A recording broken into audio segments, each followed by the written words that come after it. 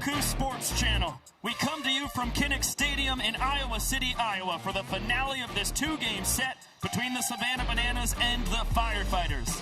Last night, a back-and-forth affair ended in dramatic fashion as the Firefighters claimed a 5-3 victory after 3 rounds of showdown tiebreakers. Tonight, the Bananas turn to their most tenured pitcher, Cowboy Kyle Lewis, as they hunt a series split, while the Firefighters call on their second-round draft pick and former Banana, Jared Donaldson, as they look to make it 4 straight wins over Savannah. It's the first July 4th to ever have Banana Ball, and over 70,000 fans are with us here in the home of the Iowa Hawkeyes to celebrate the 250th birthday of the USA. It's a steamy night for it, 84 degrees with blue skies as we bring you inside. Welcome in. With the statistical savant of Banana Ball, Josh Talevsky, I am Biko Scala. Happy Saturday night here in virtual Banana Land. Thank you so much for spending your 4th of July evening with us here in virtual Banana Land. What a ball game we had last night. Back and forth it went. The Firefighters led 3 different times until Dan Oberst tied it in the 9th, and then they held on to win it in 3 rounds of showdowns. Well, I think the most amazing thing about last night's contest is some of the streaks that were on the line in that ball game. Both teams were 3-0 this season in showdown tiebreakers, and it was the Firefighters, who are now the only Banana Ball team still undefeated in showdowns this season. They also snapped another banana streak. They had won 20 consecutive games in July, dating back to 2023, until the Firefighters handed them that loss last night. It was an unbelievable contest and certainly had a lot of dramatics. I'm expecting even more here tonight. It's one thing to talk about it. It's a whole nother to see exactly how it went down an evening ago. The first Banana Ball game ever played here in Iowa City, the 6th to be played in the Hawkeye State, going back to the 5 that were in Des Moines. And just 3 batters in, how about Lamar Sparks, the unbelievable rookie for the Firefighters, his team-leading 8th home run, a 2-run shot. It would be all that the Firefighters needed, because after a 2-out single from Dan Oberst, Kyle Jackson, a 1-bagger of his own, but played perfectly by Tyler Hughes, a strike to EJ at third, gunning down Oberst. Firefighters up 1-0. Well, I'll tell you, in the 3rd inning, Ryan Cox is able to draw the Bananas back to even with the Firefighters. We call him the glove magician, but he was laying the wood in the 3rd inning. Now has a new career high with 3 home runs this season, but in the top of the 5th inning, it's a former Savannah Banana in Dakota McFadden with a clutch piece of hitting, driving in a run for the Firefighters and helping to put them up 2-1 thanks to that K from Ben Dumb III. Yeah, Benjamin Dumb, fantastic. Earns the 2 points across his 4+ innings of work. Robert Anthony Cruz, the equalizer in the bottom of the 6th inning. He was certainly due. And acrobatics galore coming in, tying the game at 2 with the Oppo Taco going into the 7th inning. But Darian McDowell, the very next hitter to swing it on an 0-2 pitch from Noah Nisnik in his first relief appearance of the season. A rainmaker to center. Firefighters putting the pressure right back on the Bananas. Yeah, rather rude greeting for Noah Nisnik, but he would escape with just 1 run, in large part thanks to D.R. Meadows, a leaping home run robbery in center field in Kinnick Stadium, and one of the all-time great catches in the Doctor's prolific Banana Ball career. In the 7th, Dallas Clark, he got to pinch hit for the Savannah Bananas, unfortunately set down looking by the former Nanner and Zach Phillips. So it's still 3-2, bottom of the 9th. Dan Oberst, golden batter, his first swing in the bottom of the 9th inning is the first ever golden batter home run in the history of the Savannah Bananas franchise. So we go to showdowns. Danny Hosley, after a 1-2-3 scoreless top of the 9th with a couple Ks, he makes quick work of Darian McDowell inducing the soft contact, but Johnny Hummel able to match the moment. 3-2, big-time bender, striking out Kyle Jackson. So now Lamar Sparks facing Hosley for the 3rd time in this ballgame. He faced him twice in the 9th as the leadoff hitter and then the golden batter. He comes up a little lame. He really didn't have a chance of scoring either way with the short porch in left. So Hosley, another showdown shutdown. Johnny Lightning ready to do it again. He strikes out Robert Anthony Cruz to send us to round 3. Yeah, the bender was working for Hummel in showdowns. Now with the bases loaded in round 3, it's Caden Peanut Green, one of the big MVP candidates in Banana Ball this season, coming through for his squad. It would wind up blading 2 points for the Firefighters in round 3, but it looked like it was going to be enough. Austin Temple coming in to pitch for the Firefighters, earned the win in the showdown shutdown in their last game in Fargo, North Dakota. He does it again.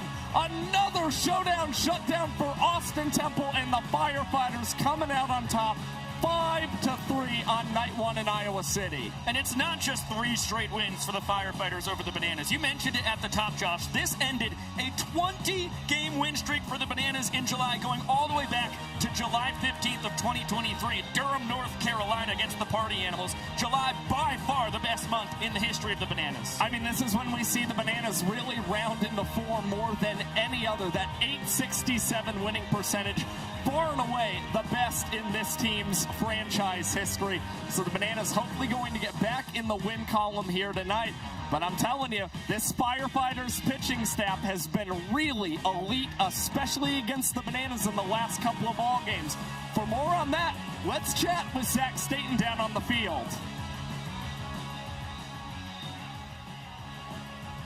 Have both ended in showdowns, and in the biggest moments, in the closing rounds when the Firefighters needed the winning pitch, they've gone to the big righty out of the bullpen in Austin Temple. Austin, what is it like, the pressure of showdowns?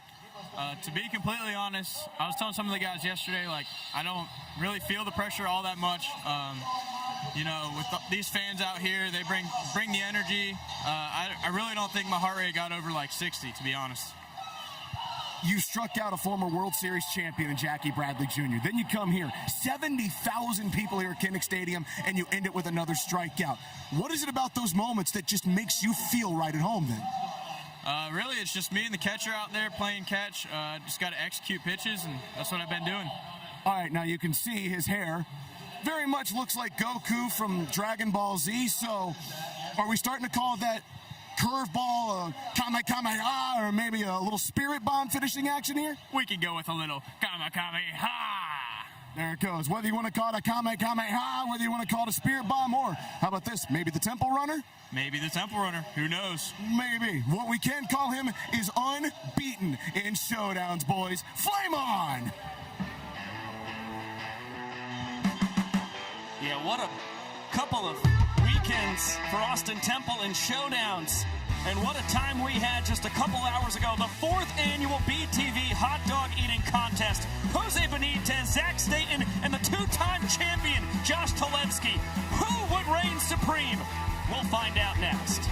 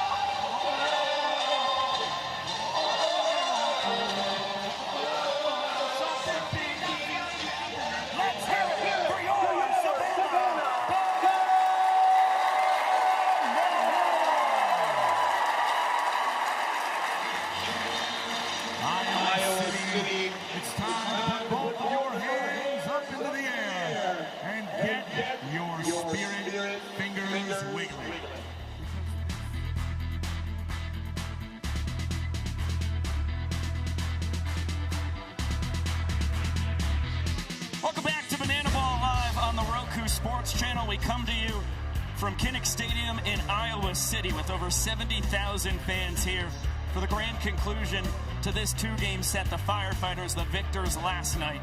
And we will see if they can earn the sweep this evening as we welcome you back inside. Josh Talevsky, Biko Scala, happy 4th of July. This is a tradition unlike any other. And I've got a two-time champion right here. The victor in 2022. Mike Vivacis dethroned you in 2023, and then you came back with a vengeance and won it in 2024. Didn't have a chance to have this competition in 2025. It was Fenway Park. ESPN couldn't fit it into the show. How great was it to be back in the action? Well, I think it delivered one of the tightest battles that we have ever seen in the history of this competition. I was blessed that I could be a part of it once again, and I'll tell you what, there really is no better BTV tradition than this one, my friend. And no time to waste. Let's take a look at how it went down in the 4th annual BTV 4th of July hot dog eating contest.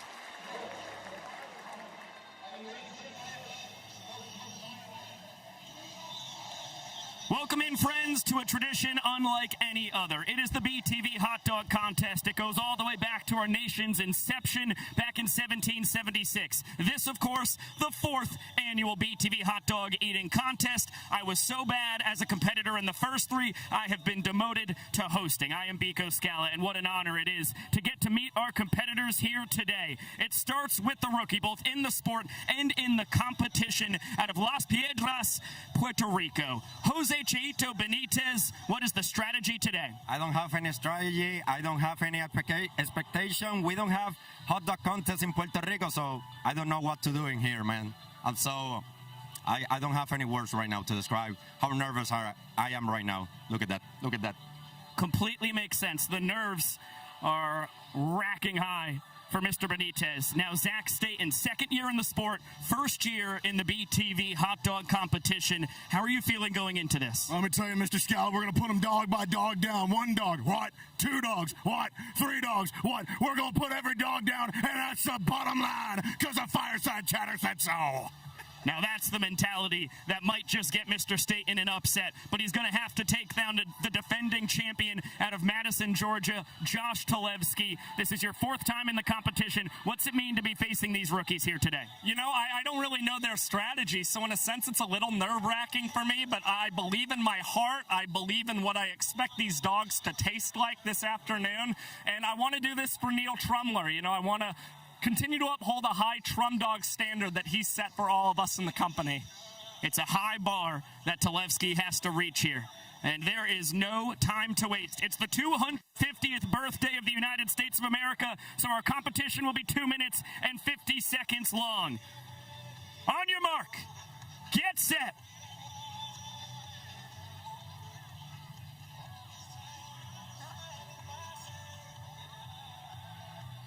Go! The hot dogs are going down just like that. Different strategies right off the rip. You saw a big bite from Josh, but Zach Staten, the pride of Salem, Virginia, he started with a sideways bite, kind of eating it as if it was a taco or a hot dog. The opposite way, you see the water squirting out of Staten's mouth as he tries to add extra lubrication for the dog. Yes, Jose, you can drop the dog into the water. That will help the bun go down. As you take a look at Staten closing in on 1 hot dog and 1 bun taken away. Talevsky motoring through on a very similar pace. They are neck and neck. Jose about halfway through hot dog number 1. Josh put 3.5 hot dogs down the last time we had the joy of holding this competition in Salem Field in Buffalo, New York. July of 2024. Yep, Jose, you can do 2 at 1. You can do whatever your heart desires, my dear friend. It's his first ever hot dog eating competition, and he's showing a very unique strategy right here. Talevsky and Staten both have 1 hot dog down. It's Salem, Virginia against Madison, Georgia out in the lead. Las Piedras, Puerto Rico, still looking to get rid of 1, but he's already on his 2nd dog as well. It's going to be interesting how the judges break down how much Jose has eaten. We've got a minute and a half still on the timer. Kyle Lewis, a veteran of this competition, what are you seeing here? I'm just so excited that I'm not in the competition again. I'm probably the worst to ever do it. You're probably right behind me at the second worst to ever do it. I'm glad that they have you officiating it. I hate the strategy out of state, and I love him as a guy. Hate what I'm seeing there as a burger. Josh, tried and true, seen it over and over again. Jose is just having fun, and that's a guy that I can appreciate. Two at once. We'll see if he can sneak up on the traditional attacks that Josh Talevski and Zach Staten are mounting here. Less than 50 seconds on the timer, my friends. It is neck and neck between Talevski and Staten as Jose taunts his counterpart with a little Dipperson. Josh is so close to putting down his second dog. Staten right there with him. Dog number 2 is down for Staten. He picks up number 3. He is now in the lead. Talevski, with less than 25 seconds, has some ground to make up. He's going to have to at least get half a hot dog down to take down Staten, and he is struggling. Closing in on 10 seconds. Staten motoring ahead, trying to keep the lead. Talevski, a last push. 5, 4, 3, 2, 1. Time, put the dogs and the buns on the ground. Kyle Lewis, a veteran of this competition, you're going to have to judge who put more of their third hot dog down. Was it Talevski or Staten? As Jose ate half of 2 hot dogs, that'll be a credit for 1 total dog for Jose Chito Benitez. But the champion is on the line. Mr. Lewis, who is the victor? I think it's clear as day, and I don't want it to be true, but I think Zach Staten, a rookie in this sport, I think he's going to take it home. It's an upset, folks. Unbelievable performance. Zach Staten, the rookie. A celebratory dousing of water. And we have to start with the champ. Staten, your first hot dog competition here in Bananas Television. You are the winner. What are the emotions? The Firefighters are the hottest team in sports for a reason. I got on my Austin Temple vibe, my Johnny Hummel vibe. When the closing time came in, I went to that guy right there and said, I need your vibe, and I did it. I might shave my head like him. Johnny Hummel, I feel just like you do in a closing situation, man. Woo! He channeled his inner Johnny Lightning. It took him to the championship. Josh Talevski, this has got to be gut-wrenching for you. You have been deposed as the champion of the BTV hot dog competition. What's going through your mind? I've been in this situation before. I think back to 2023, facing off against Mike Vivacis. That was an all-time performance in this competition. At the end of the day, I'm just blessed to be able to eat hot dogs on the 4th of July. I mean, this is really what it's all about. So I'm thankful. I'm full. I'm honestly probably going to finish that dog just off camera. So this was still an all-around win for me. That's the mentality of a tried-and-true champion. Can't wait to see if Talevski can take it all next year. Jose Chito Benitez still chumping away at the dogs here. Jose, your first ever hot dog competition. What are your thoughts here as you've still got half of both your weenies? Yes, I was here to have fun. Very good hot dogs in here. Very cool experience. I can say I can be the first Puerto Rican in a hot dog contest, so I'm very happy with my participation here. So always have fun. Congratulations to Zach, well deserved. Congratulations for the second place to Josh Talevski. And for me, I'm still hitting hot dog. You have to be happy in life, you know. This is Banana Bowl. Love it. I love it too, Jose. What a way to look at the world. Happy 4th of July, everybody. We've got Banana Ball coming for you on the other side of this break. Here on the Roku Sports Channel. Happy 4th.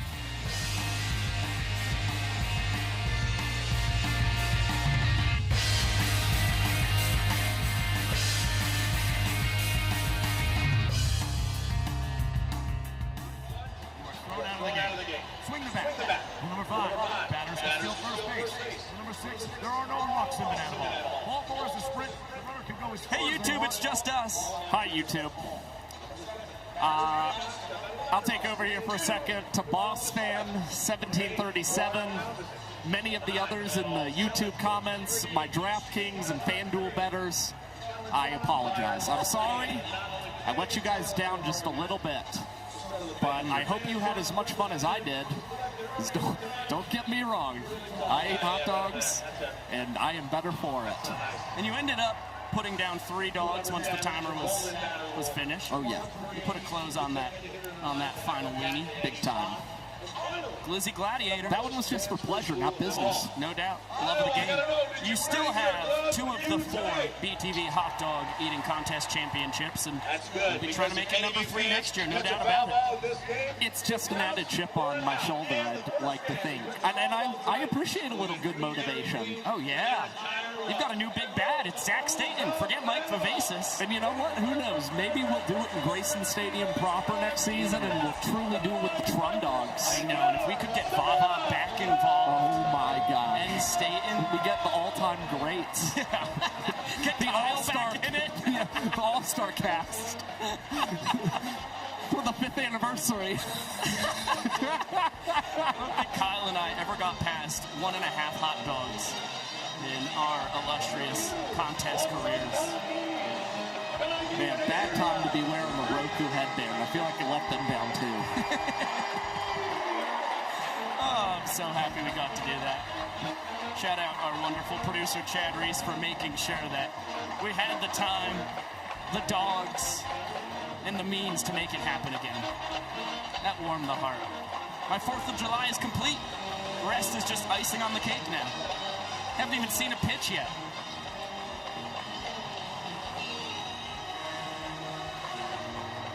And if we get back to Trum Dogs, I think you'll see Josh's tally jump seriously. Those were some girthy hot dogs. The girthiest. Yes, those were some thick boys. I don't know if I necessarily accounted for that, but I know what a Trum Dog tastes like. I know what it feels like. I know just how to put those down. Oh my gosh, that's home field advantage. Right, nobody better. It was in Akron, Ohio that Vava got the better of you. You didn't do it on your home turf. Right.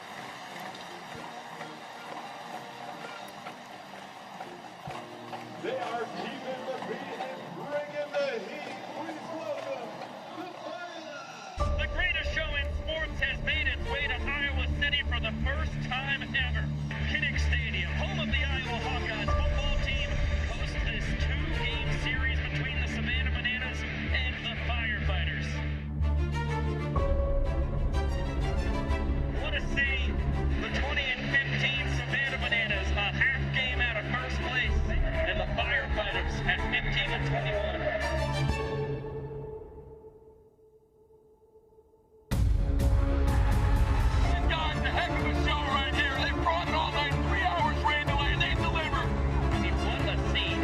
Kinnick Stadium. This place is jumping. Does it matter? It's a temple. It doesn't matter.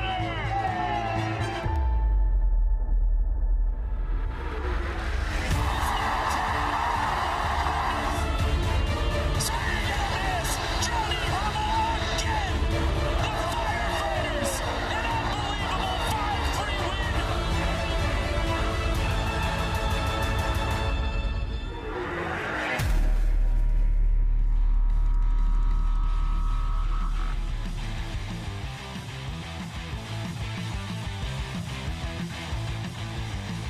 The Bananas loss last night now has them 1 game back of the Texas Tailgaters for the top spot in the sport, while the Firefighters win combined with the Coconuts loss to the Clowns has them 3 games back of Loco Beach for that final playoff spot, as we're about to break into this final third of the inaugural season in the Banana Ball Championship League. It's a full house here in Kinnick Stadium, over 70,000 fans for a second straight night. An incredible scene here in Iowa City.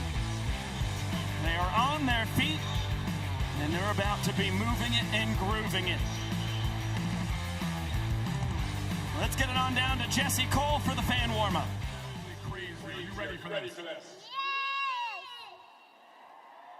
Yes, you are. All right, Olivia, whatever you do, they're going to do. Let's bring the energy. Here we go.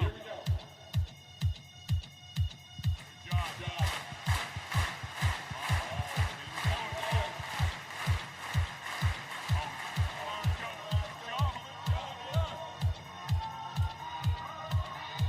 Oh, scuba. All right. We don't burpees? What is happening? Clapping, jumping.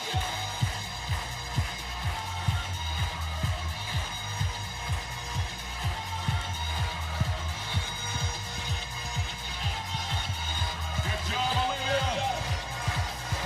Look around. 70,000 fans going crazy for you. Let's hear it for 5-year-old Olivia.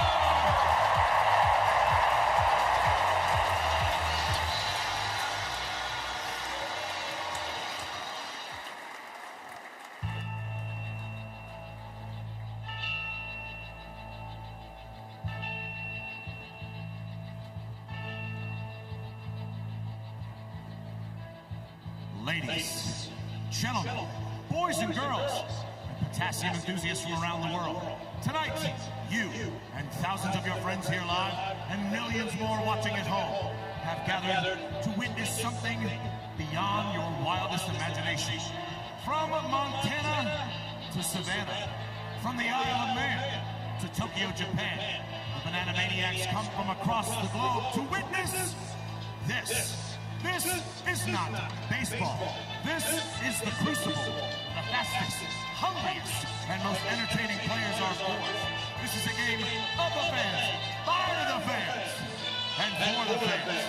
But this is not your granddad's pastime. This is not just another night at the ballpark. This game is baseball by birth, fruit by name, and an absolute worldwide phenomenon by the grace of God.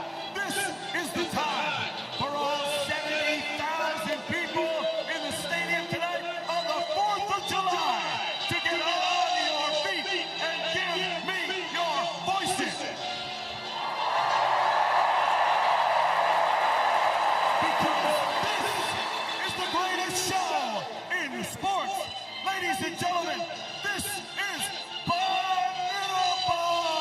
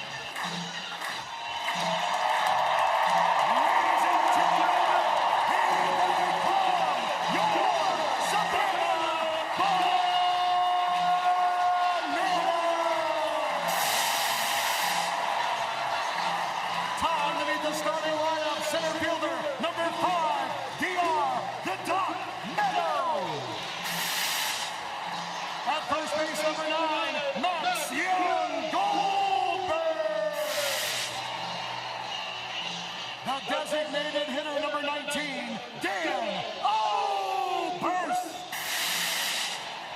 Over at third base, wearing number 4, Kyle KJ Jackson.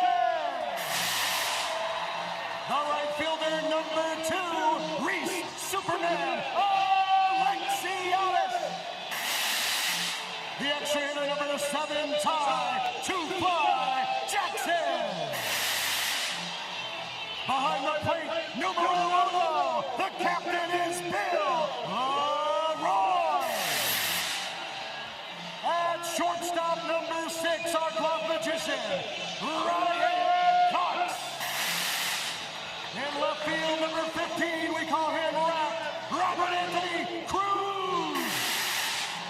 And at second base, number 8, our greatest showman, Jackson Olsen.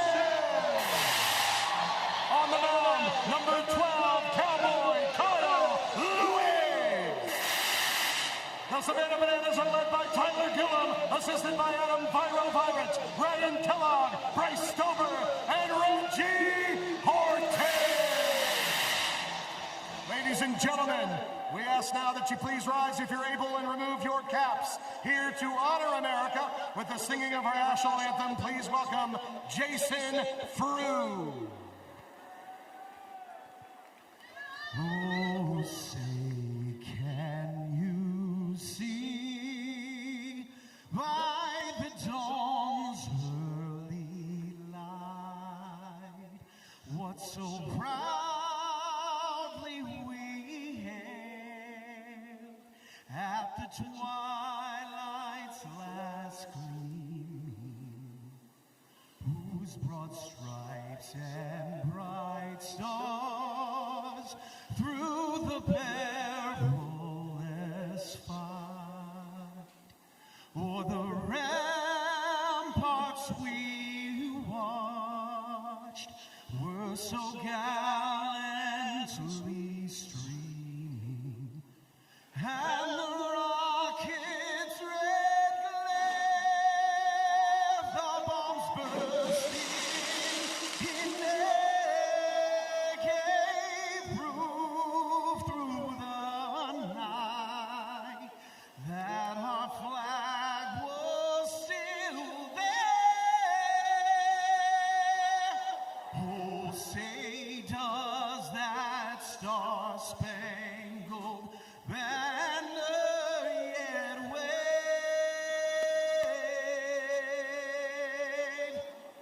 o'er the land of the free?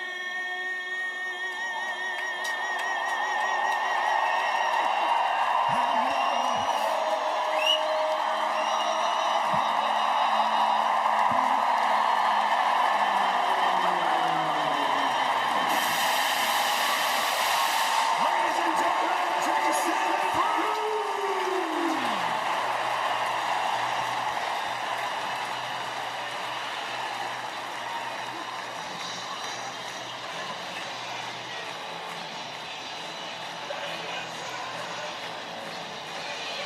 For the first time in the history of the sport, Banana Ball is played on the 4th of July.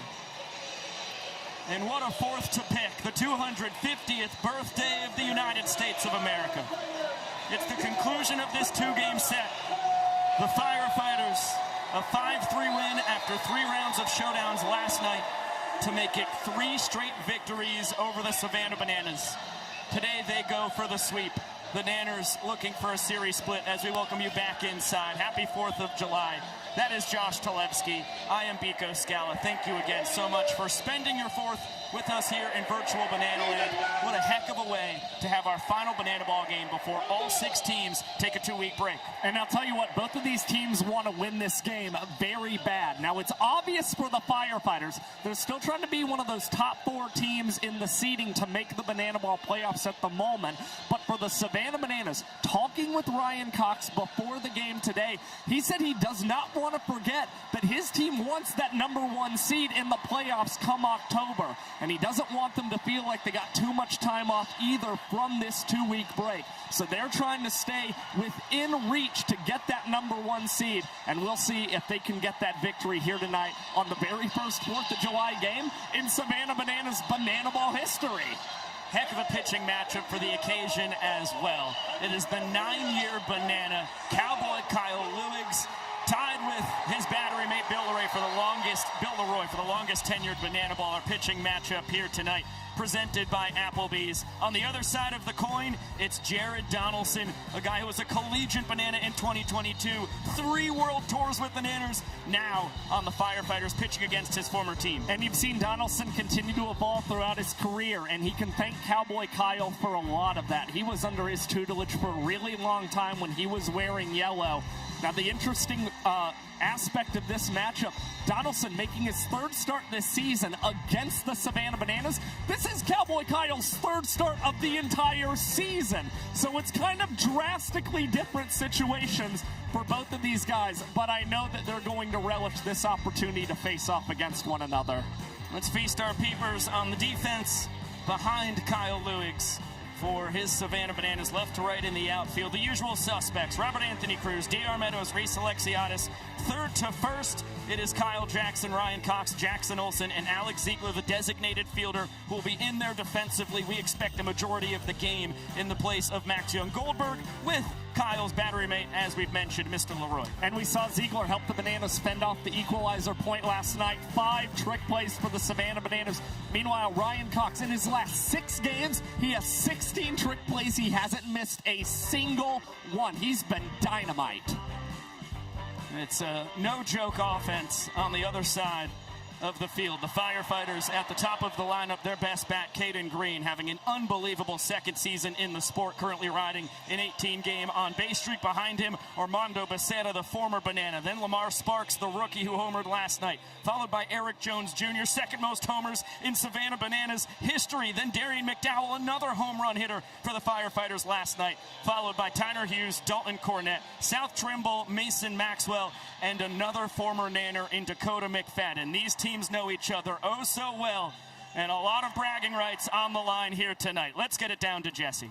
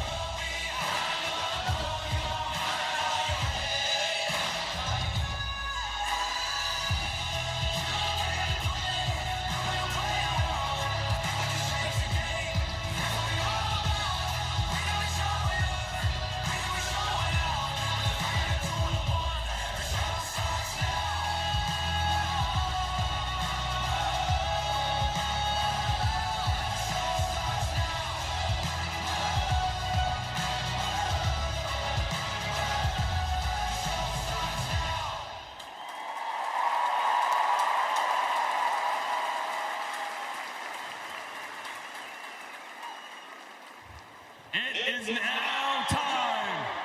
On 3, I need everyone to yell start the clock. 1, 2, 3. Showtime. The 2-hour timer is officially counting down. It will only matter if it runs out before we get to the 9th inning. If that happens, whatever inning we are in will be our final frame. Every run scored will count as a point. Caden Green and Kyle Lewigs. Battle that goes all the way back to Banana Fest in 2022. Peanuts' first career plate appearance as a Savannah Banana against the then professional Cowboy Kyle. And Peanut, a blast deep to the seats. 2 pitches in. Solo home run for the Firefighters MVP candidate.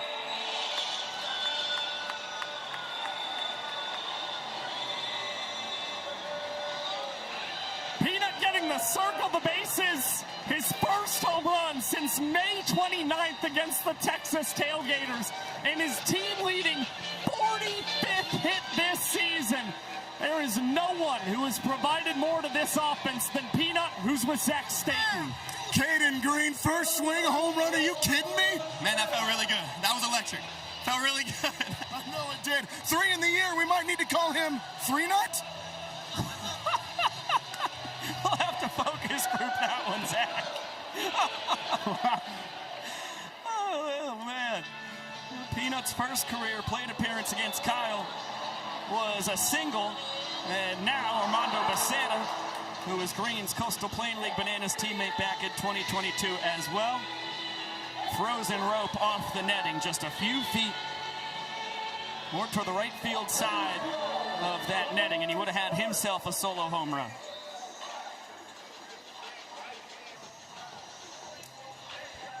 The 50-foot net, courtesy of Netting Pros, giveth and it taketh away. Lamar Sparks, I don't think it mattered what kind of stadium we were in. Last night in the first inning, a 2-run homer to a similar spot that Caden Green just sent his solo shot to.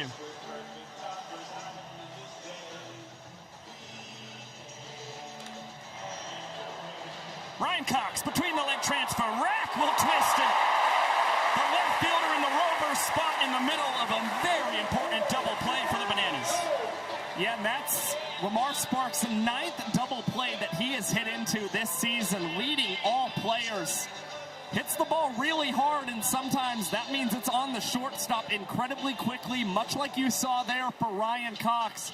Not only do the Bananas twist it for 2, but they pick up their first trick play on the night as well. It's the problem with hitting the ball hard. You send it right to an infielder, that's how most double plays happen. Eric Jones Jr., a victim of a twin killing last night, 0 for 4. All 4 plate appearances ended in groundouts. Talked about it just a few moments ago, but 29 home runs in his Bananas career. It was the most in franchise history heading into this season. Dan Oberst, with 10 long balls, has taken over that top spot.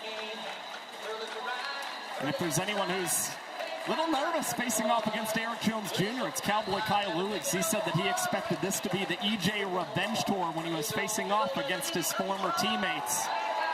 As EJ tried to check his swing, but Vincent Chapman will say that one in the zone and is now a 3-2 count.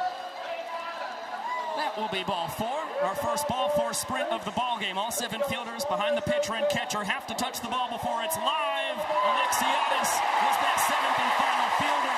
EJ testing the Nanners defense. He pays the price. He gets the sprint, but it gets the Bananas out of the inning. Well, after 2 Firefighters knocks, the Bananas with impressive defense against Lamar Sparks and their Eric Jones Jr. Tremendous sprint defense, but the Firefighters still plating the first run and hunting an early point. Another look at the solo home run from Caden Green, pacing the Firefighters in batting average and OBP. But the pop has been very impressive as well. That's his 16th extra base hit this year. Came in rocking a .560 slugging percentage. And he is the heartbeat of the defense as well. The only man in the field for the Firefighters who has started every single game defensively. This is number 38 for Peanut at shortstop. Behind him in the outfield, it's Tiny in left, Mondo in center, Premium in right, third to first in the infield. EJ, Peanut, Smoke, and Mad Max. Behind the dish, the designated fielder, Zachary Bridges. Yeah, 19th start for EJ in his career at the hot corner. Across the way, Mason Maxwell. He's got 11 trick plays in his last 2 games against these Savannah Bananas. In the middle of it all, it's the pride of Albany, Georgia. The Peach Belt Conference Pitcher of the Year in 2022.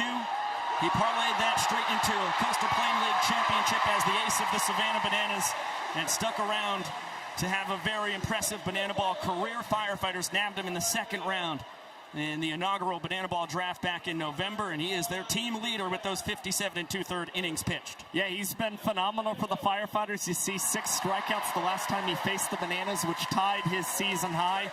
Strikeouts kind of the name of the game here in these football stadiums, but Donnie, he's been prone to a lot of home runs. 11 surrendered across the last 2 months for the right-hander.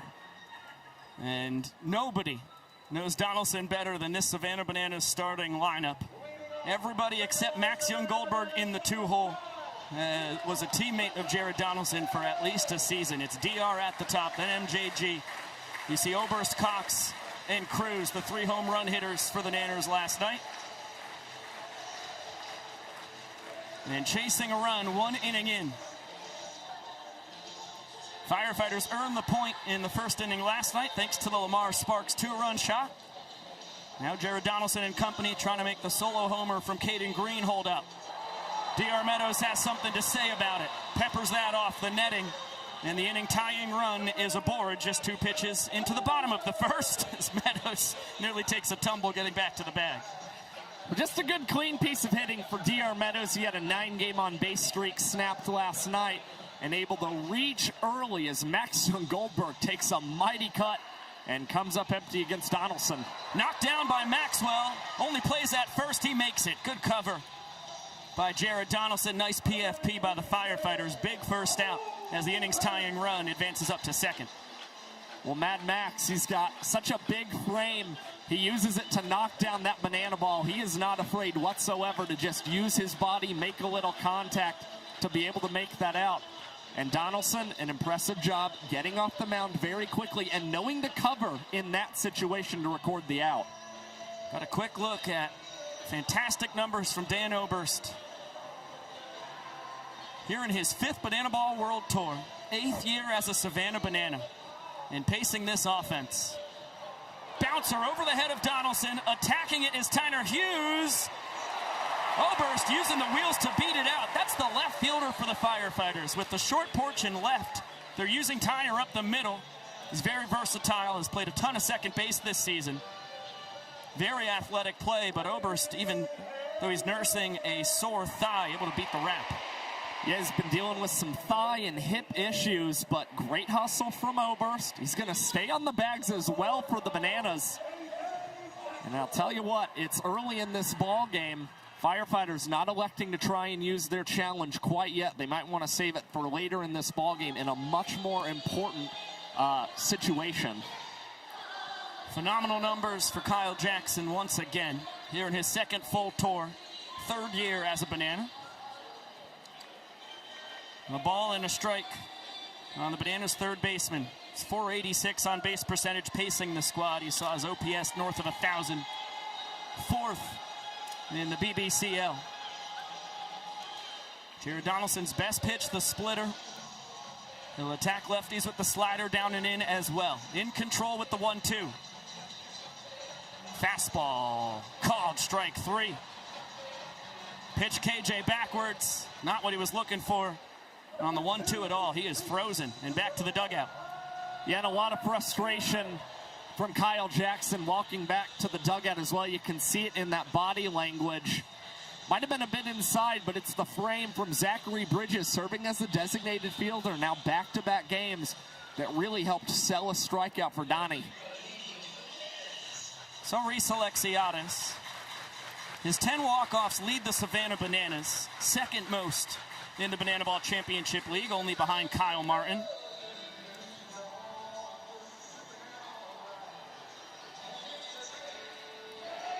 And you just can't predict baseball, can't predict Banana Ball. Through 9 innings last night, the Bananas never had a runner in scoring position. What a spot for Alexiadis here. Meadows leading off 3rd, the innings tying run. Ball 4 would score DR. There's a chance it could score Oberst from 1st. There it is. Slider misses. Meadows will score easily. Oberst is going to get a stop sign at 3rd. Good sprint defense by the Firefighters. Good hustle by Alexiadis. Able to sneak into 2nd. A 2-base ball for sprint, a ribeye, and the 1st inning is tied. Whether it comes via his power at the plate or his discipline, Reese Alexiadis has been an absolute monster when the Bananas have played in football stadiums this year. That is RBI number 14 for Super Reese in a football stadium. And you pair that with a .432 average. I mean, you have to pitch him awfully carefully.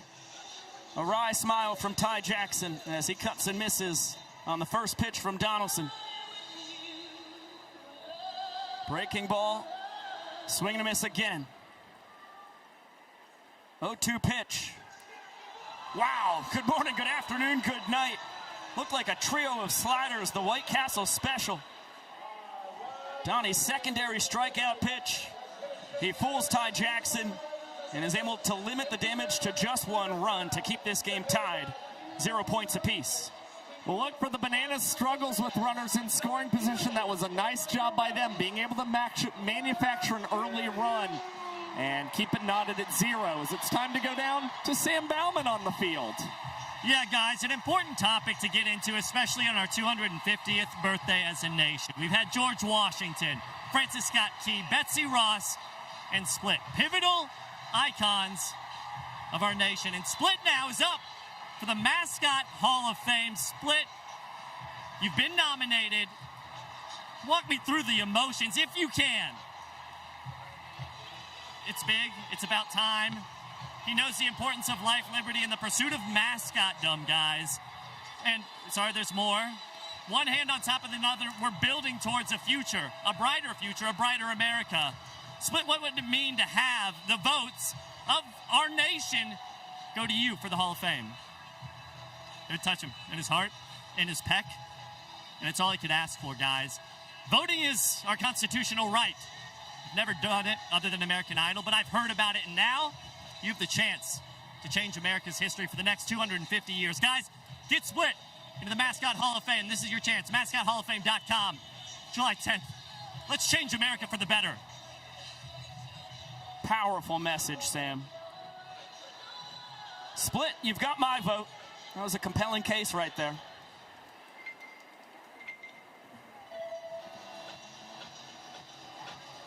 We go to the second inning. After both squads played a run, Bananas denying the Firefighters' chance at a point, and Donaldson in turn stranding the inning-winning run 90 feet from scoring for the Nanners. It'll be Darian McDowell, Tyner Hughes, and Dalton Cornett.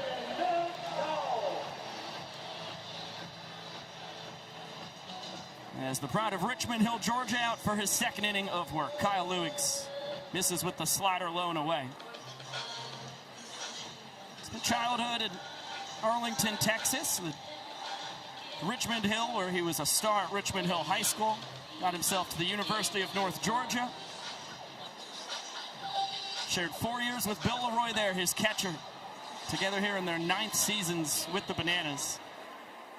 Before Lewis finished his college career with a spring at Jacksonville State. McDowell fooled on the bender. Down swinging as Lewis breaks out his patented belt buckle shuffle. And that's the right call from Cowboy Kyle and certainly his battery mate Bill Leroy. They saw the pitch before that strikeout. McDowell expanding the zone on a pitch that skipped in the turf. They decided to hit it one more time there against Darian McDowell, and it worked to absolute perfection as Cowboy Kyle in the strikeout column. Today, he gets to stand on its field. Last summer, Brody suffered life-threatening burns over 45% of his small body and was cared for at University of Iowa Healthcare. He spent the next 38 days in the burn treatment center learning how to walk, move his body, and eat again. Throughout his recovery, Brody bravely endured 10 surgeries, including 2 skin grafts. Today, he's back doing what he loves most, being a kid and playing every sport he can. Please join us in celebrating Brody's incredible strength, resilience, and the hope that made this moment possible.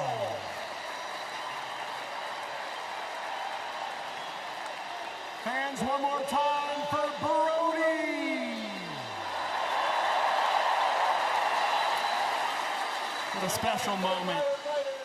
One of many we have already had and will continue to have this weekend here in Iowa City. Brody, an absolute superstar.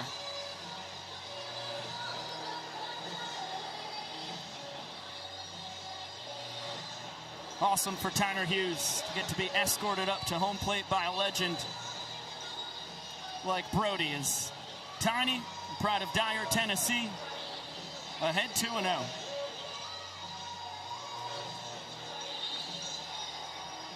Bounding ball.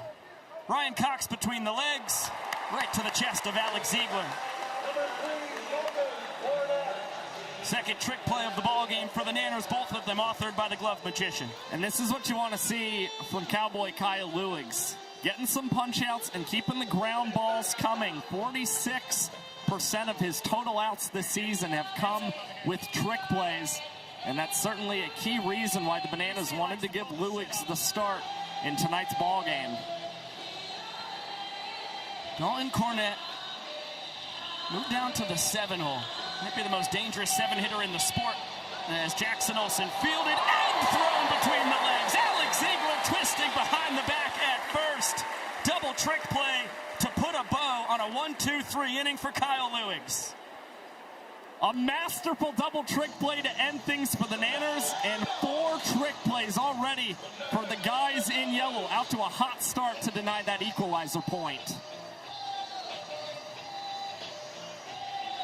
Bananas and Firefighters gathering at midfield to take part in the greatest tradition in all of sports. We'll let Shark explain. In sports, let's send our support and encouragement to the kids, their families, and the medical professionals at the Stead Family Children's Hospital.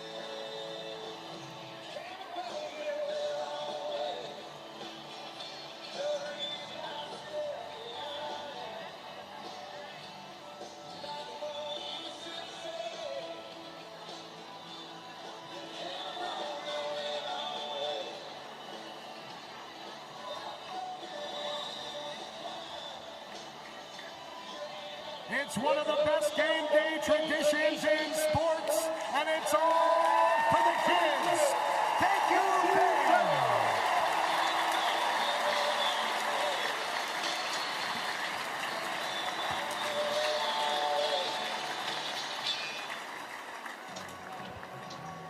I can promise you it does not get more special than that.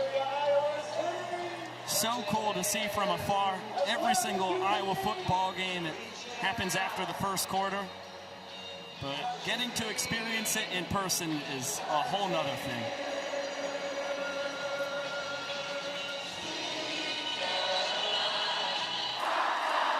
And just tip of the cap to good people here in Iowa City. The University of Iowa Children's Hospital has been around since 1919, but this incarnation of it was finished in 2017. That's when it opened up. It was about half complete at that time, 2017.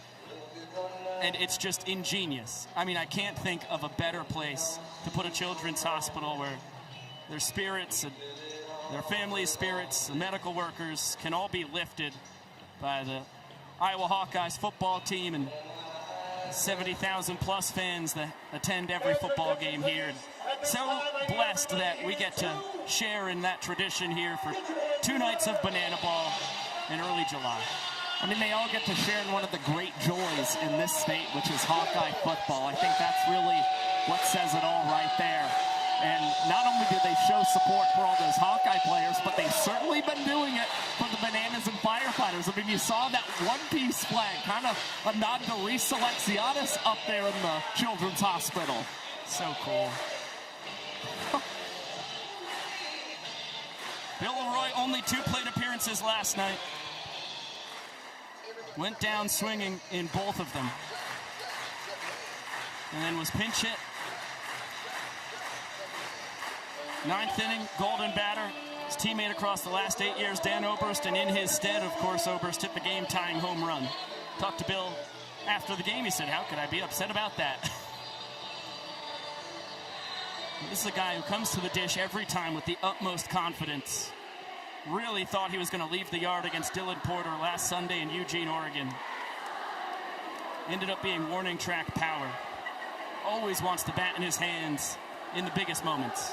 But I think the comment you got from Bill Leroy about how can I be upset about Dan coming in as the golden batter says a lot about his leadership and the fact that, above all, it's one of the Bananas captains who just wants his team to win a ball game in whatever fashion that comes. And if that means somebody hitting in his place, so be it.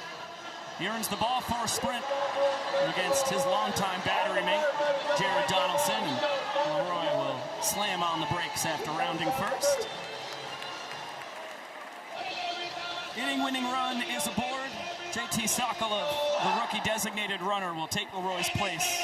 Designated runner in Banana Ball can pinch run one time every trip through the order without penalty.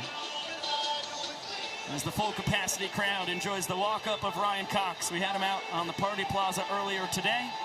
We will have him mic'd up later in this ball game.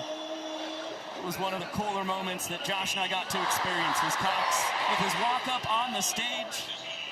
I don't know what the number was out there. It felt like all 70,000 fans were there. It looked like it. Everybody waving their hands in the plaza. It was super cool. As Donaldson checks on Sokolov, who has 10 steals in 14 tries this year.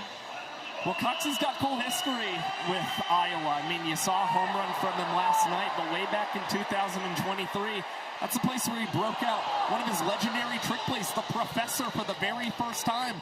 We had him out in the plaza for that game, and he kind of unveiled, hey, this is a trick play. I'm really thinking about pulling it off, and he did it that very night. Remember it like it's yesterday. Just barely nabbed Tanner Thomas, who was hustling down the line. Play went mega viral on baseball Twitter, back when it truly was Twitter. With all kinds of takes flying, as you can imagine. Yeah, R.I.P. Sokolov dancing off first, as the count is even at 2-2 on Coxie. Here in his 5th season with the team. Homer last night. He said, "Don't be surprised if I do it again. Son of a gun, Ryan Cox. 3 home runs in his last 4 games. Scorching hot. And the Nanners strike first. They lead 1-0. He's a man who can certainly have his ebbs and flows offensively throughout a season.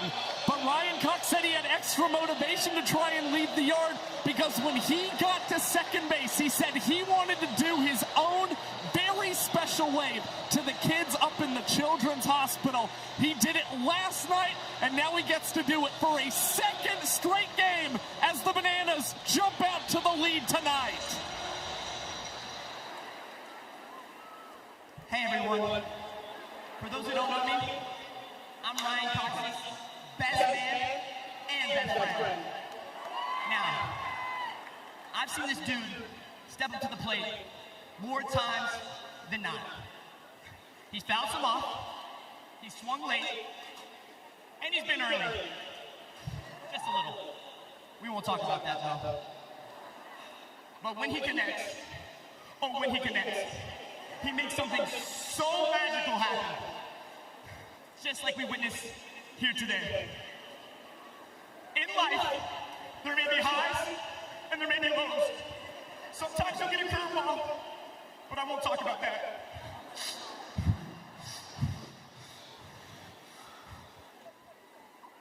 Ryan Cox, what I just saw you do was beautiful, was magical. And I love you so much.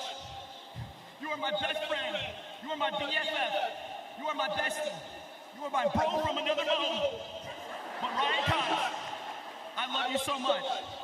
So I need everybody in the stadium to raise a glass and to cheers to Ryan Cox and to always hit home runs.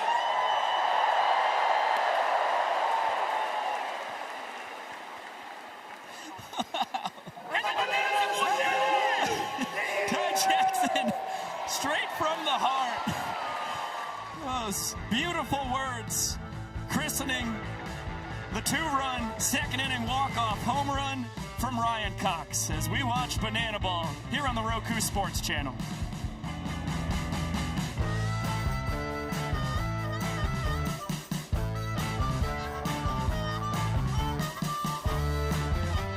YouTube, believe it or not, pretty sure those are some words that were shared at the Taylor Swift wedding to Travis Kelce. Do you know who it was? I don't know who his best man was. I guess it's probably Jason. It was Jason. Jason was his best man. That makes sense. Wow. Little sing-off action here as we head to the third inning. Jesse versus Kaz. Katrissa Ballet, it is just us. We'll be back with the Roku Sports family in about 40 seconds. Our Carino, I could only hope that they were about to have a quick hot dog eating competition like Josh Chaito and Staten participated in pregame. You're not going to believe this. I'm hungry again. I could eat.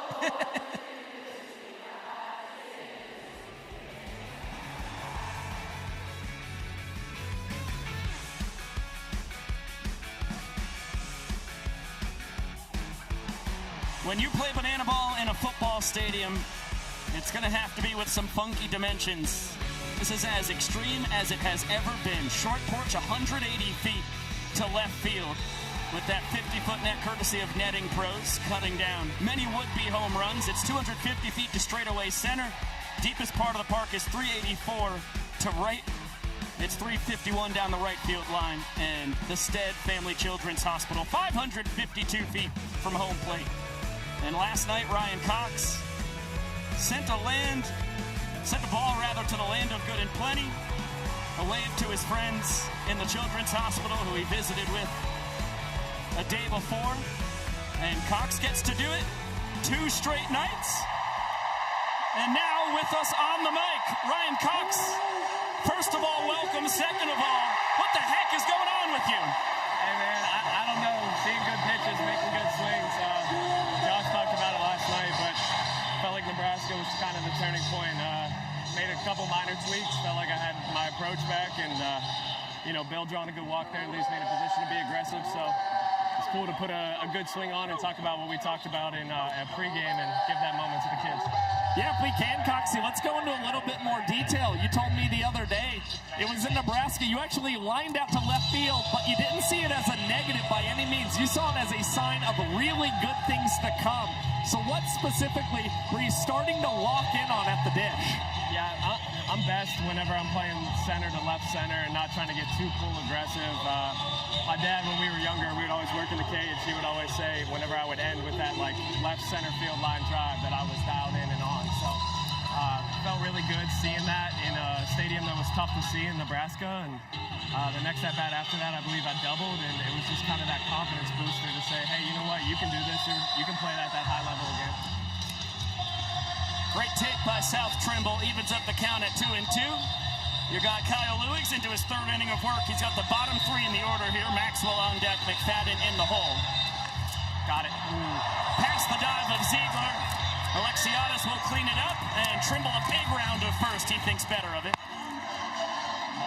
Is there anybody in the sport with a better arm than Alexiadis? He's 101. I mean, Gideon Ansel's pretty impressive for the Coconuts. He's fantastic, isn't he? I mean, it's a cannon. I watched him throw a ball from the warning track. But obviously, I got to give the nod to my teammate. That makes sense. I mean, it could be 1A, 1B, either way. That was terrifying. Everybody's okay. That was scary. Maxwell, foul ball. Looked like a heat-seeking missile towards D-Mac's noggin. Wow. Football stadiums, man. Small dugouts. The Firefighters have scattered wisely. And a check on Trimble over at first, who has 10 steals. He's only been caught once this year. Rack to Cox. Oh, no between the legs, but it will be the fielder's choice. I like what you were going for there, Ryan. I tried. You got it, right? I got it on the transfer, yeah, but I wanted that one bad. You've already got 2 in the game. Yeah, mic'd up. That would have been really cool. I Should have probably went behind the back. That was a better feed to just take it and go. Well, it's not often you get a feed from your left fielder when you're trying to turn two. No, but what an asset we have in Coach Rack, man. I mean, to be able to play an amazing left field and master backflip catches and just be the icon that he is, but also he has so many good infield chops. Like, you watch him take ground balls, and he's unbelievably smooth. That's why, kids say Rack taught you. Now, are there added conversations before these games when you know you're adding Rack as a fifth infielder? Give me 1 second. I got somebody else in my ear right now. Control room, can we get the voices out of Ryan Cox's head, please? Thank you, sir. All the voices, I'm going crazy. Trust me, I've been there. Good pitch. That's a sword for D-Mac. Fun dance from Kyle. He's so... Okay, yeah. Oh, a little jerk action. Yeah, Coxie, back to Josh's question. Like, do you have to game plan with Rack when you know he's going to be up the middle in these football stadiums? A little bit. I mean, we talk position. We talk about who covers the bag. But he's so athletic and responds so well to difficult situations that, it's just minor conversations of, hey, you be here, I'll be there. You've seen him make a 7-3 put out last night in that game from 3 steps behind the arc out here. So really, he's just playing off his athletic ability, and we're just communicating well. The home run hitter, Caden Green, with a ball and a strike on him. Cox, you're part of that group that got to visit the Stead Family Children's Hospital. And now, KJ in front of you, between the leg transfer over to first. Causation or correlation, now you've got 2 home runs on the weekend. Yes, unbelievable. Those kids gave me superpowers, and I hope that they feel the same response back, because what they're doing and what their fight is with their families is touching all of us. So, being able to be a small part of that and participate in the wave has been my favorite Banana Boat memory of this year. Couldn't agree more. Causation. Ryan Cox, thank you so much, my dear friend. Keep crushing it, Coxie. Thank you. Love you, Tigers. To raise awareness and support this community, we created Bananas Foster, the official nonprofit of Banana Ball. Our organization is dedicated to celebrating those in the foster care community while educating and inspiring others to get involved. Tonight, we are celebrating the Stasny family. As a child care provider, Tabitha learned firsthand the critical need for safe and loving foster homes in her community. So 16 years ago, alongside her husband Andy, they became a licensed foster family. The Stasnys are passionate about reunification, supporting biological family, and providing therapeutic care to kiddos with higher level needs. Over the last 16 years, this family has welcomed a total of 28 long-term children and teens into their home and adopted 3 into their family. And please join us in celebrating this incredible family for making a difference right here in your community.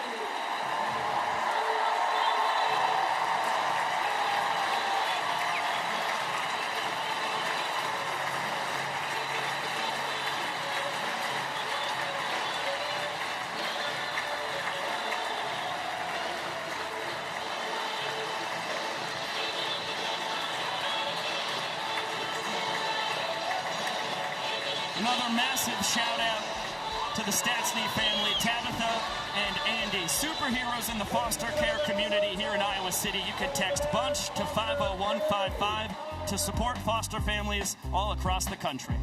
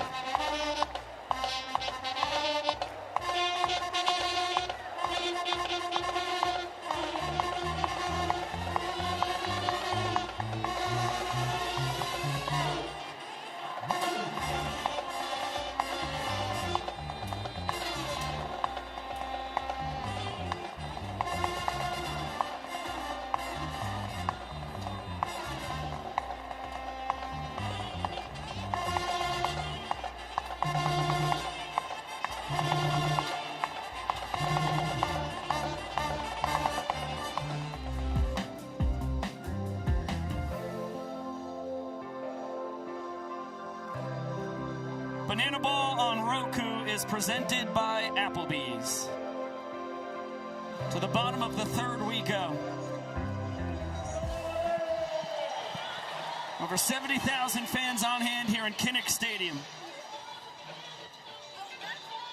And Robert Anthony Cruz, as well as anybody who may swing behind him. It's Jackson Olsen on deck, DR Meadows in the hole. Will all represent the inning-winning run. Remember, Banana Ball, it's match-style play. Win the inning, get the point until the final frame when every run scored counts as a point. And Rack, one of the 3 Bananas long balls last night, went out to left center field. And as he leaves the strike zone, chasing that nasty splitter from Donaldson.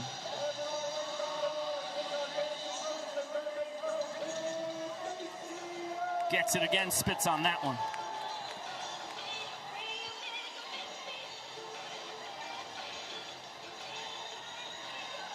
Two. Swing and a miss. Right back to the splitter.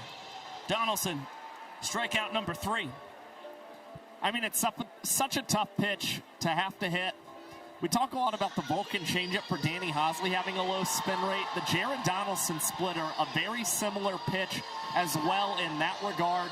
Can be tough to pick up for batters, and you see Jackson Olsen, a swing and a miss as Donnie goes to the splitter first pitch. Trimble runs out of room. Fans cannot make the play. Wilson came off the bench. Sparkled defensively for the Nanners last night. Went 0 for 1 at the dish. And that is a bullet into right. He's going to have to hustle. Premium's got a heck of an arm, and Olsen able to leg it out. Been swinging an excellent bat as of late. 3 for 6 last weekend. Homer double and a single. And now 1 for 2 here in Iowa City. Yeah, and he's reached base safely in 4 of his last 5 contests for the Savannah Bananas. He's done his best work here in football stadiums, and that trend continuing as he's on for DR Meadows. Look out. Holy moly. Another hot shot. Taking the express route to the Firefighters dugout. And a great stop. Zachary Bridges had praise heaped on him by his pitching staff last night. And after the Firefighters' 5-3 win, ZB behind the dish for the entirety of the game. Scampers after this. Olsen, great read, is into second standing on the wild pitch from Donaldson. Yeah, kind of tough to tell whether Val Perez was going to use Zachary Bridges for a second straight game as that designated fielder, but I bet many of those pitchers really rallied for that to be the case this evening as well, as ZB is able to receive another strikeout from Jared Donaldson, now 4 for the Firefighters righty against his former team. Looked like a hard slider there.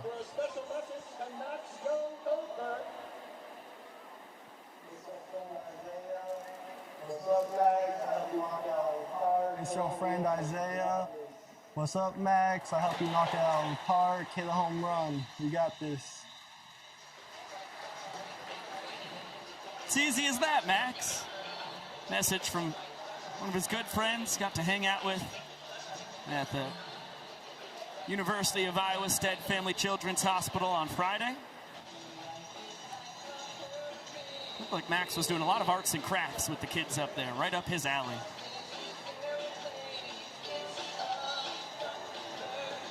The request is a home run. We'll see if Max can indeed hit it out of the park. Sure, an RBI and a walk-off doesn't hurt either. Something Tyler Gilman, Adam Byron would love to see. And young Goldberg has had an RBI in every series for the Savannah Bananas since they played the Indianapolis Clowns in Kansas City in late May. Won't get it here. Down swinging as Donaldson pitches around the single, 3 strikeouts, up to 5 on the evening.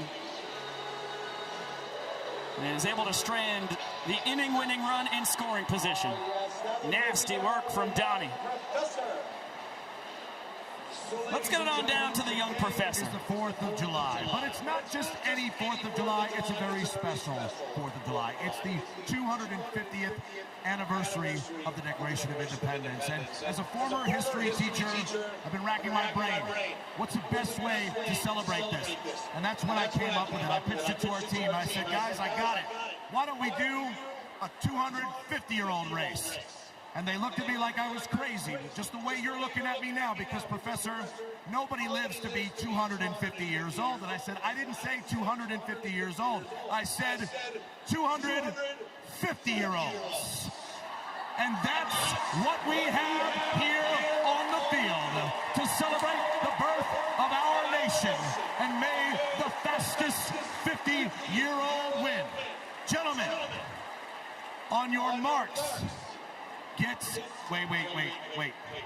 No. This is America. Boys, tarps off. Come on. Tarps off. Let's go. Yeah. Get ready.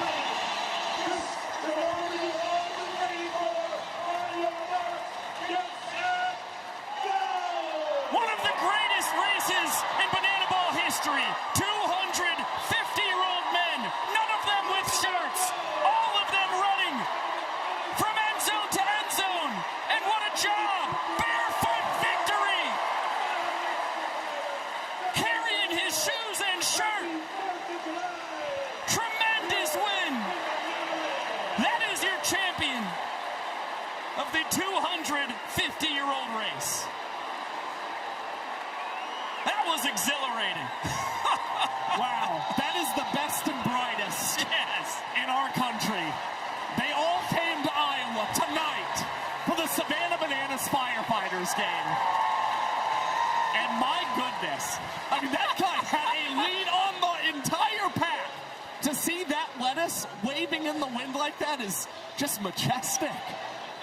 There's not a better word for it. I gotta grow out my hair like him. I'm inspired. I'm feeling inspired. Yep.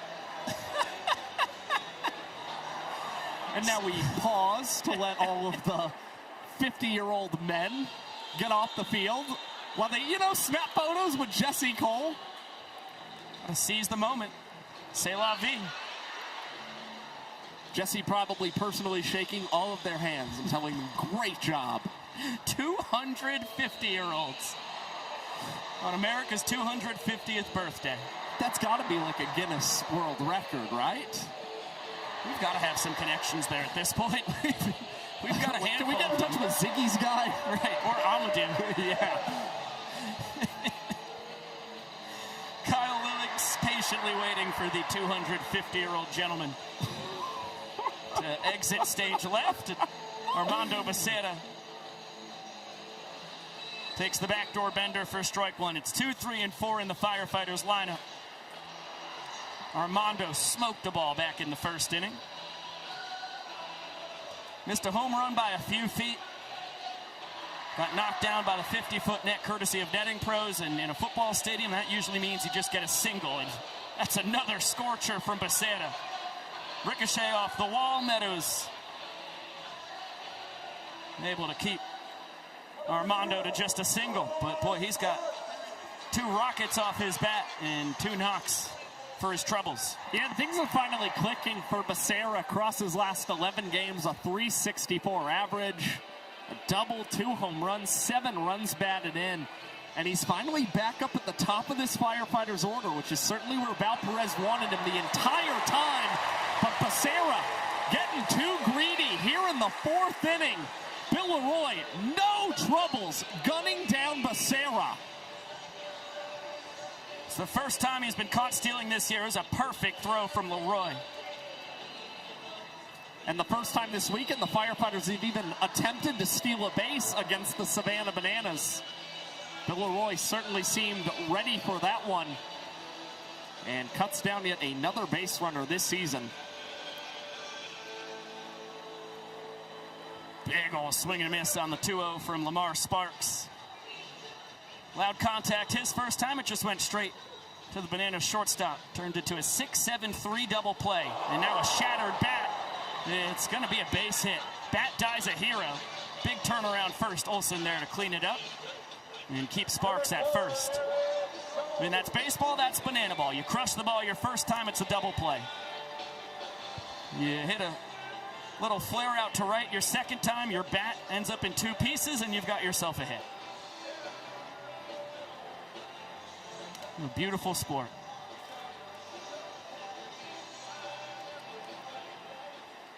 Big hack and a miss from Eric Jones Jr. Ball four sprint earned his first time, but he was thrown out trying to get two bases out of it. Slider has Luigs ahead 0-2.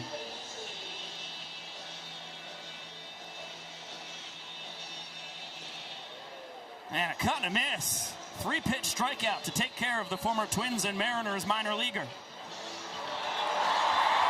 And you get the old Dirty Dancing strikeout celebration from Luigs and Bill Leroy, one they have been doing for oh so long in their banana ball careers. And I'll tell you what, Cowboy Kyle, he worked an awful lot with Eric Jones Jr. across the second half of last year's World Tour. That was pretty beautiful work and poetic. EJ helped Kyle develop that high heater as a big strikeout pitch, and that's exactly what sent EJ right back to the bench. Little did he know the monster he was creating. Darian McDowell, full kit.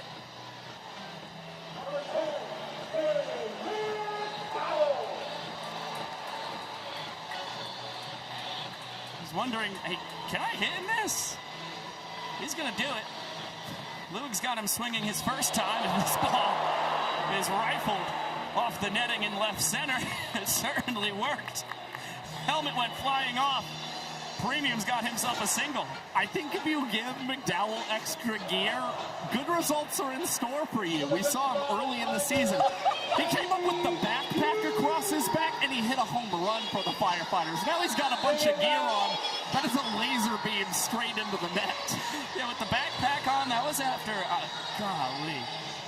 It was a full walk-up. I think it was his first career home run in walk-off fashion. Yes. Had the old-fashioned corded earbuds. Couple ducks on the pond with 2 outs. Tanner Hughes. Healthy swing and a miss. He's behind, no balls and 2 strikes.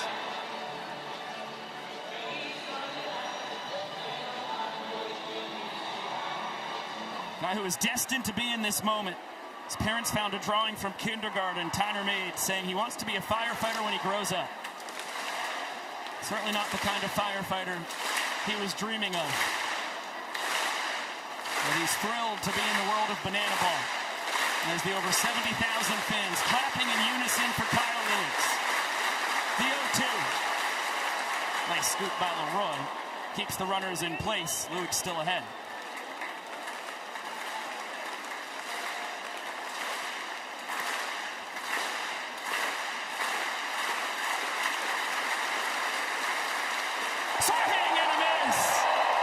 With the encouragement of the full capacity crowd in Kinnick Stadium, Cowboy Kyle escapes the jam with a strikeout. And rightfully blowing them kisses after that big K. A lot of appreciation from many of Kyle's teammates as he throws a third straight 0 up against this Firefighters team.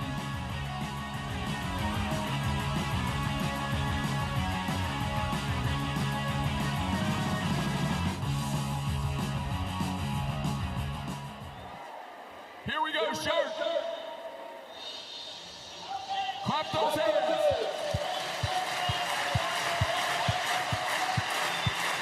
You guys look good. Now follow. Get the arms going.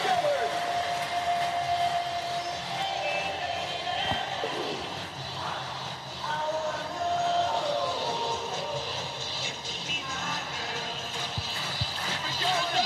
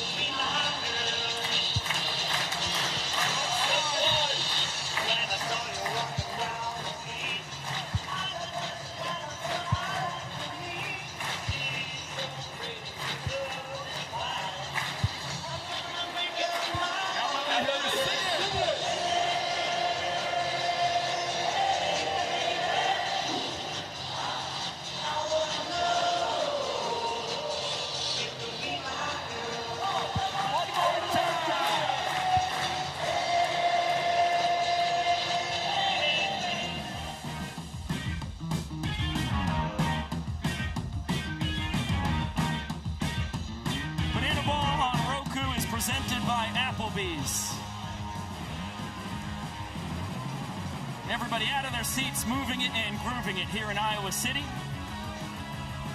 Dancing the Hey Baby. The banana ball tradition, tried and true. As we go to the bottom of the fourth inning, beefy part of this Bananas lineup, 3, 4, and 5, Oberst, K-Jack, Alexiadis. Needing just one run to claim their second point of the ballgame. But we're going to get something special before the bottom of the fourth kicks off.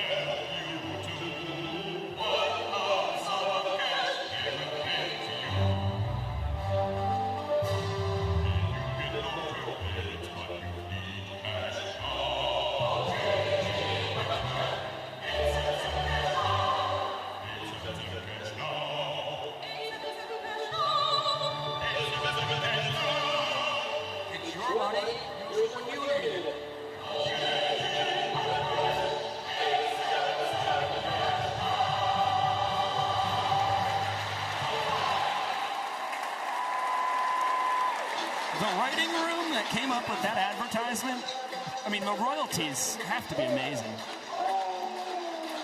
I hope they are. They deserve them. It's an all-time ad right there. It's your money, use it when you want to. Well, it's the Bananas walk-up. They can use it when they want to. Yeah, they've now used it back-to-back weekends. They like it so much. Dan Oberst fouls out to the fans. You've got to be kidding me. Back-to-back nights. The tour leader in foul-outs to the fans. That's heartbreaking for Dan Oberst, especially when you consider just how well he's been swinging the bat. But now up to 5 foul-outs in 2026.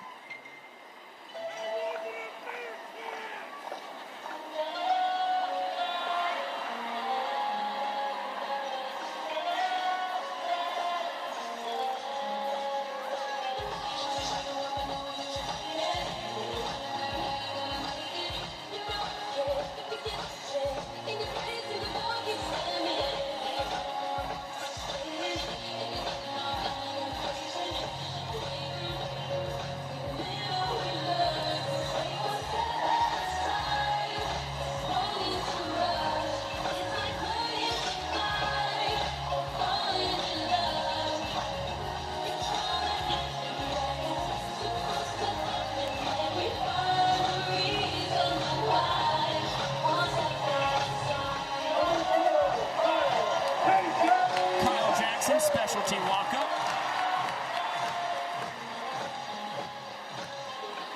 And a backdoor slider from Jared Donaldson for strike one.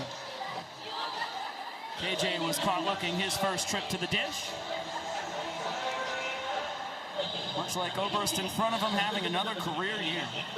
486 on base percentage. I mean, that number is just remarkable after he led the tour last year with a 481 OBP. But he's doubled his home runs from a season ago. Only had 3 in 2025, now has 6 this season for the Savannah Bananas. And that's the thing, he said he wanted to hit for more power. And I'm pretty convinced at this point, when he puts his mind to doing something, he's going to accomplish it. I think that's been the case for the entirety of his life thus far.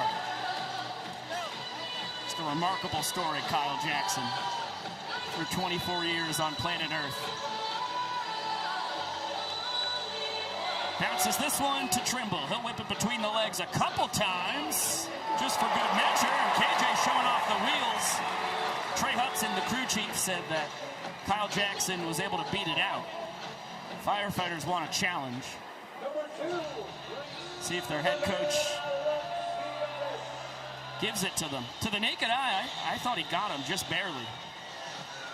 Well, honestly, you're not seeing a lot of argument from Mason Maxwell, who was the one receiving that ball at the first base bag. Now Alexiadis licks up and out of Kinnick Stadium following the trick play miss. It's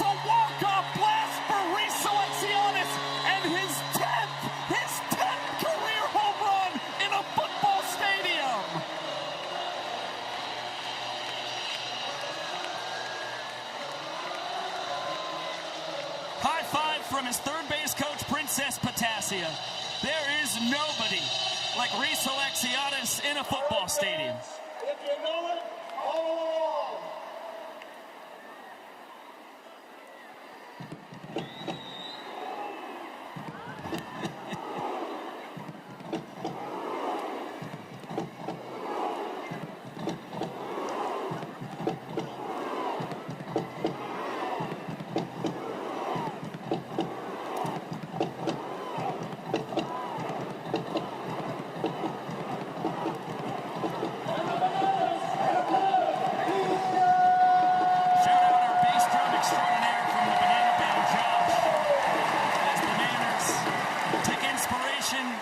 From the Norwegian national soccer team.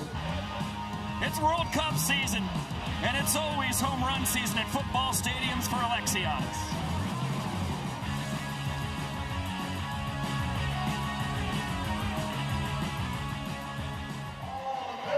He is a member of the calendar crew, Mr. December, Ray Jazz.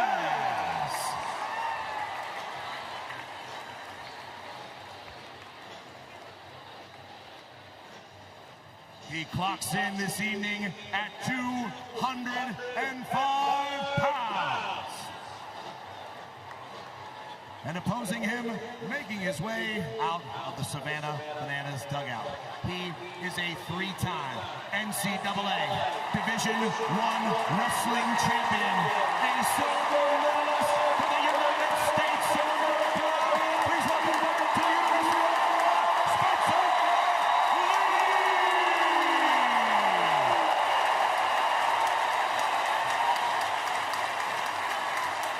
He clocks in today at 125 pounds of pure potassium power.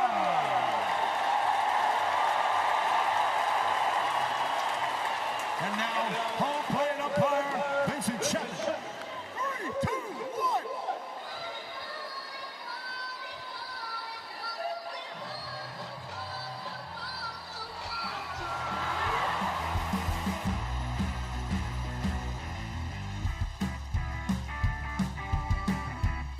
Welcome back to Banana Ball Live on the Roku Sports Channel. Superstar wrestler Spencer Lee, silver medalist at the 2024 Summer Olympics. Another one of the amazing alumni wrestlers from the University of Iowa, one of the best wrestling programs in the world. And that's going to be a takedown right there. Vincent Chapman in to make sure it's a pin. It's amazing. That is pretty darn cool.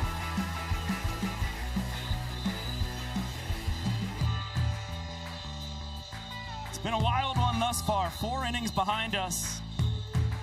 The Bananas lead 2-0, powered by 2 walk-off home runs. Ryan Cox, the winner in the 2nd inning. Reese Alexiadis, the winner in the 4th. And Kyle Lewigs, through 4 innings pitched, I don't know why we're shorting him a third of a frame, has been excellent here in his 3rd start of the season.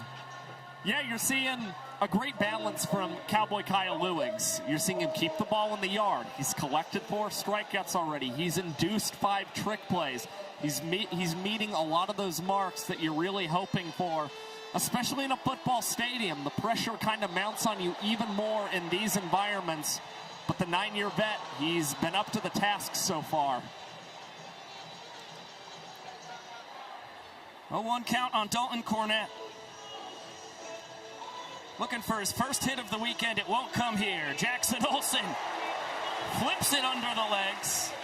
Did Alex Ziegler receive the throw between the legs? It's certainly a trick play for Jackie. We'll get our firefighter of the night and try and figure out if Ziegler got it too. Is retired Lieutenant Christian Pennick. Christian was born and raised in Iowa City and joined the Iowa City Fire Department in 2010.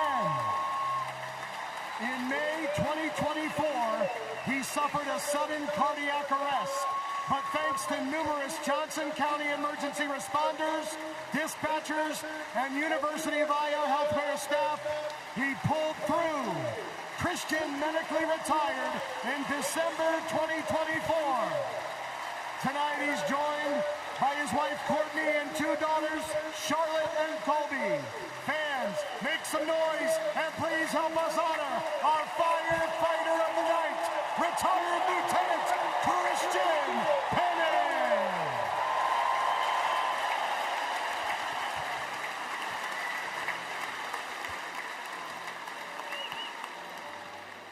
What an honor to be joined by Christian here tonight.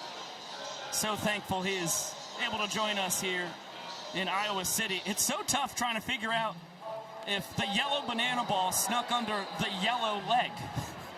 Alexiades runs out of room, crashes into the wall, making sure everybody's okay over there. Another look. And banana ball right in your lap.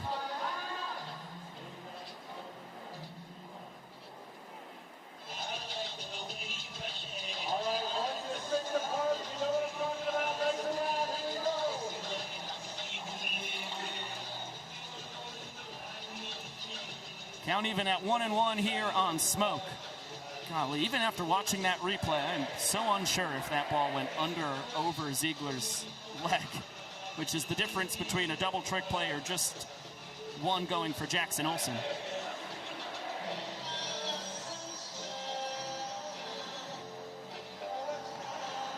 It's the difference between the Bananas leading 6-0 and 7-0 in trick plays, so it's not like there's a fierce battle for the equalizer point currently, but it could matter if the Firefighters start racking them up here in the late innings. Yeah, in those double trick plays, you're always in a position to go on a run.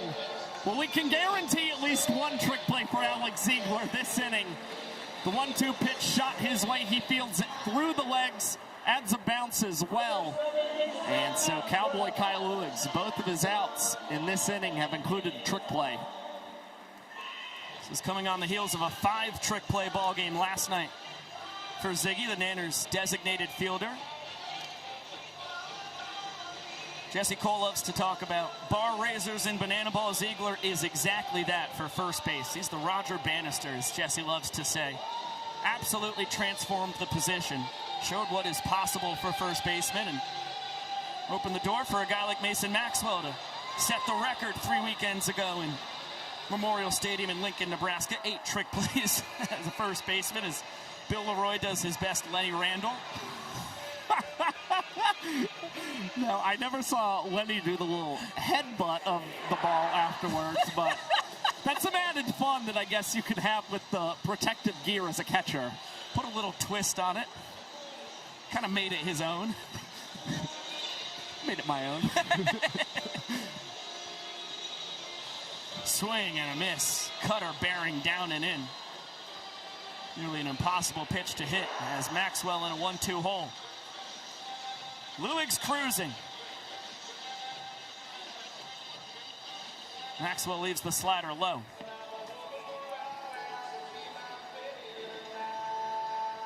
Kyle trying to make it 5 innings of 1-run ball. He will do just that. Cutter, cut on and missed. A heave of his glove. 5 Ks on the night for Cowboy Kyle. Jubilant here in Iowa City. Yeah, he's cutting down these Firefighters' bats tonight.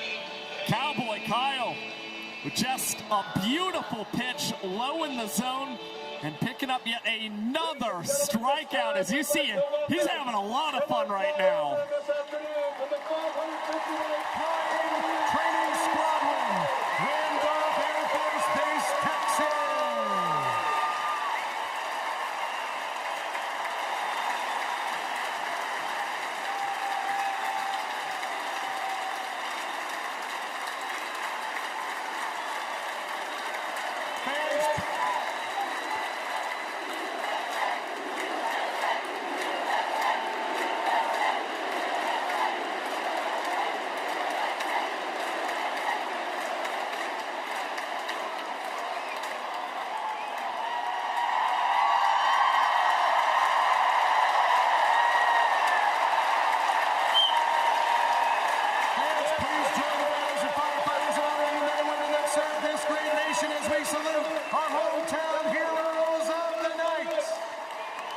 to our police officers, to our firefighters, to our nurses, to our EMS workers, to our dispatchers, to our school teachers,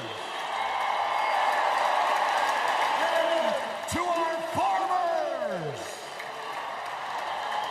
The Bananas and Firefighters say thank you.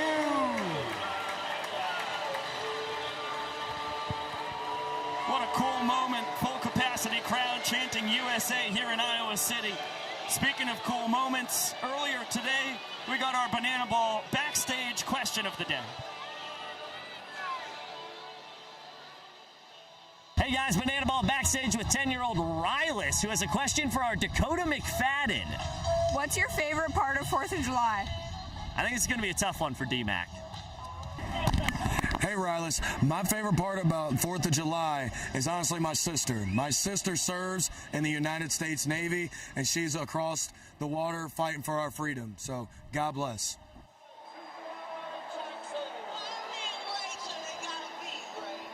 That is a perfect answer right there.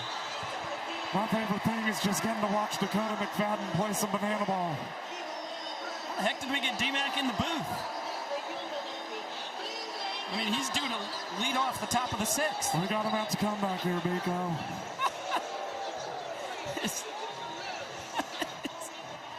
That's amazing. That is amazing. They got me up here really quick. The staff here, they're unbelievable. They treat us like family. Just like Bakersfield. How are you going to get back down in time? I mean, the bottom of the 5th could end in one swing as it's a 2-2 count here on Ty Jackson. I trust my brothers to pick me up if they need to. As that's a slow roller over to 3rd. Oh, Ty Jackson, you can't beat that guy. He is too darn fast. Completely agree, D-Man. All right, this inning might end actually pretty quick. I'll get back down there. Hey, you enjoy the rest of this game, buddy. Thank you very much. Dakota McFadden, everybody. Legend of the game. Here in his 6th World Tour. Showing supersonic speed, getting up to the booth and making sure he gets back down to lead off our next inning of action.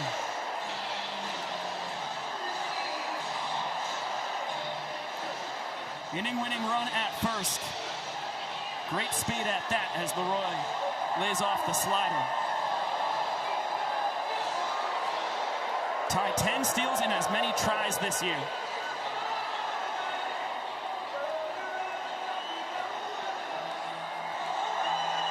Leroy a ball for a sprint his first time. Ty was thinking about jumping off, and once again, Zachary Bridges might as well be a brick wall back there. He has been stupendous behind the dish lacrosse. We're coming on 14 innings of catching this weekend. Chance for the fans. No snag. And I think when you consider that he's working with a splitter from Jared Donaldson that oftentimes winds up in that turf, it makes their job even more difficult. Nonetheless, only one wild pitch so far this entire weekend for the Firefighters. Called strike 3. Donaldson rings the bell. Gets his former catcher looking and ties his season high with 6 strikeouts. That's back-to-back starts against the Nanners that Donnie has rung up 6. Yeah, and he's done it a couple different times against Bill Leroy now. He is not a guy who's known for a lot of strikeouts. Pretty consistent bat-on-ball hitter. But he's got 9 strikeouts across his last 8 starts offensively for the Savannah Bananas in somewhat of a rut for this squad.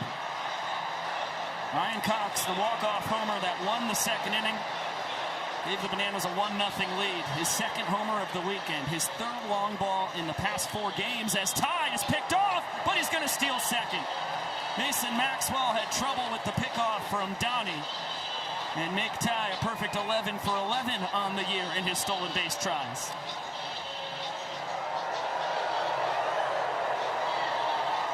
Yeah, I think Maxwell just tried to get a little too quick. He was trying to receive that banana ball before it even got to him. Suddenly helps out Ty Jackson and swiping second base. And now Ryan Cox trying to come through yet again for the Bananas this weekend. But he whips through the splitter from Donnie. Perfect location and execution. And that's a new season high for the Firefighters right-hander. Just a beautiful slider. We've got to look out for a low 90s fastball, the splitter that tunnels perfectly with it. Then he hits you with the back foot bender. It is nearly unhittable, and he's given Rack a beautiful pair of sliders to open up this battle. Jackson off for third. Cruz strikes out. And Donnie up to 8 punch-outs. Trying to fire up his squad. Strands the inning-winning run in scoring position for a second time here tonight.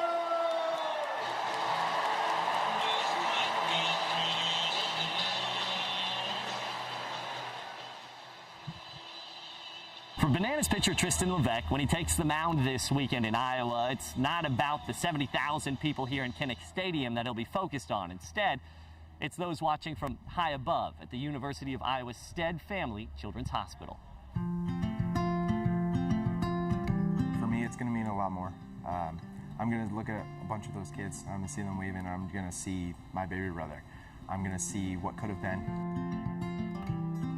My brother, named Eli Paul Levesque, he was born on January 10th. He was diagnosed with leukemia when he was 9 months old, and he passed away at 15 months old. This year would have been his 21st birthday, and I would have loved nothing more than buy him his first alcoholic drink. He would have been the best looking out of all of the 3 of our brothers. He would have been most athletic, most talented, smartest, like everything. Going into this weekend, I just hope that he is proud of me. I hope that I can do everything and become the best person possible for him. I love him very much. I miss him, and I will never forget him. Now, you saw the quick shot of Tristan's glove there. On one side with the orange ribbon for leukemia awareness, the other side reading, "Make him proud." I think I speak for everyone when I know that Tristan is certainly making his little brother Eli really proud. You certainly speak for everybody in that regard, Sam Bauman. What an honor to have Tristan Levesque with us here in Banana Ball. Fantastic teammate for his Savannah Bananas. And what an unbelievable rookie campaign he has. That 3.38 ERA across his 26 and 2/3 innings pitched is third best in the sport. It's only Chris Clark, who spent 7 years in the minors, the last 3 of them up at AAA in the Cubs organization, and Danny Hosley, the best closer in the history of the sport, that have better earned run averages this year than Levesque. And he's quickly ahead of Dakota McFadden, legend of the game, 0-2. And you've been seeing a lot of strikeouts from Tristan Levesque. Over the past couple of outings, he is hunting another against the donut batter in Dakota McFadden, and will miss with a breaking ball. Up the middle. Olsen cuts in front of Cruz. Ziegler, oh my goodness, tried to get it between the legs. I think he took it off the thigh, it looked like. It will go as a trick play missed for the Bananas first baseman. Yeah, that throw was just too high to snag between the legs. And you see, that's a result of having 5 infielders. I mean, Olsen, you're just not used to having somebody right up the middle with you at the funky dimensions here in a football stadium. Well, again, it's such shallow room in left field that really doesn't make sense to have anybody in that position. Instead, you're just trying to cut down balls reaching the outfield, keep things in the infield. But you saw there from Alex Ziegler, such a good play from Jackson Olsen. There are certain times where it's just a little too aggressive of a try on a trick play, and Ziggy should have focused on just trying to get that first out for Levesque, who is entering the game, and you don't want to set him behind the 8 ball. Slow roller Levesque off the mound, but that was fouled off of Pina. So we'll send Noah Bridges, the Firefighters' designated runner tonight. It is awesome to see Noah back out on the field. Pulled his groin a few weekends ago. Felt like he was ready to rumble last night. Sydney Neighbors, the Firefighters' athletic trainer, said, let's give it one more night, then you're going to get 2 weeks off. And Noah, one of the fastest players in the history of the sport. As Peanut down swinging on the high heat. That's been the bread and butter for Levesque as of late. Saw him have a string of 7 straight hitters struck out. 5 Indianapolis Clowns and the first 2 Party Animals he faced last weekend. And he just keeps pounding the fastball top of the zone.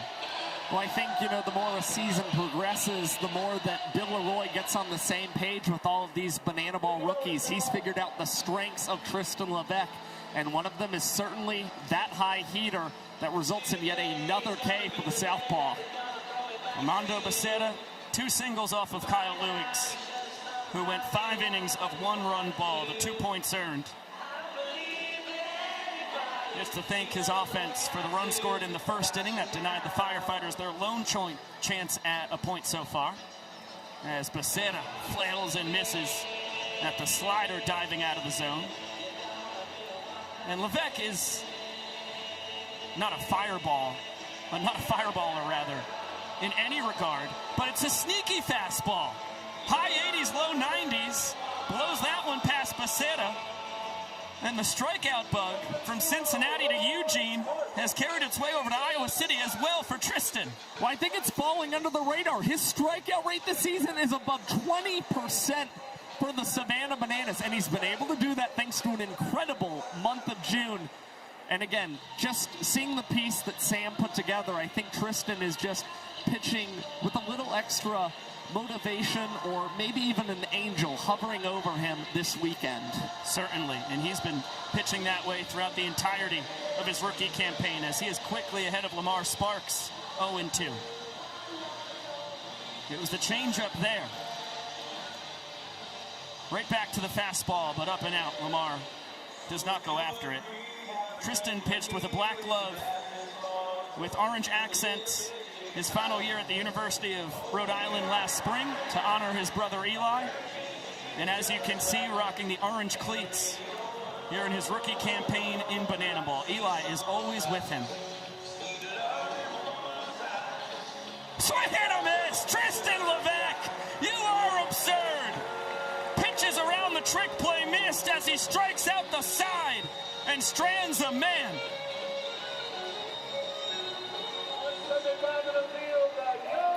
And you saw the heart from Tristan Levesque, likely coming right up at that children's hospital here outside of Kinnick Stadium, but maybe even to Tristan's baby brother at the exact same time. Unbelievable 6th inning from the rookie. Really strong women, including this woman standing to my left. She's a member of the calendar crew, Miss July J-Rod, but she also happens to be an American gladiator, supernova on the show. Strong lady right here. And so we were thinking that maybe for the first time ever, we could crown a champion right here in Iowa, a bodybuilding champion. We call this Miss America. We have 3 contestants. You're going to decide who the winner will be. Our first contestant, what is your name? My name is Maggie. Maggie, how old are you? I'm 23. 23-year-old Maggie. Let's see your best pose. Double bicep. Oh, man. Hitting the gym is Maggie. It's going to be a strong start. Tough to beat. Our next contestant, what is your name? My name's Carly. Carly, how old are you? 35. 35-year-old Carly. All right, Carly. Oh, look at that tricep and the American tattoo. Great candidate so far. And our third contestant. Hello, what's your name? Shelly. Hello, Shelly. How old are you, Shelly? 60. 60-year-old Shelly. All right, Shelly, show us what you got. Oh, my gosh. Oh, my goodness. And you have to decide who is the winner. Is our winner Maggie? Is it Carly? Or is our Miss America Shelly?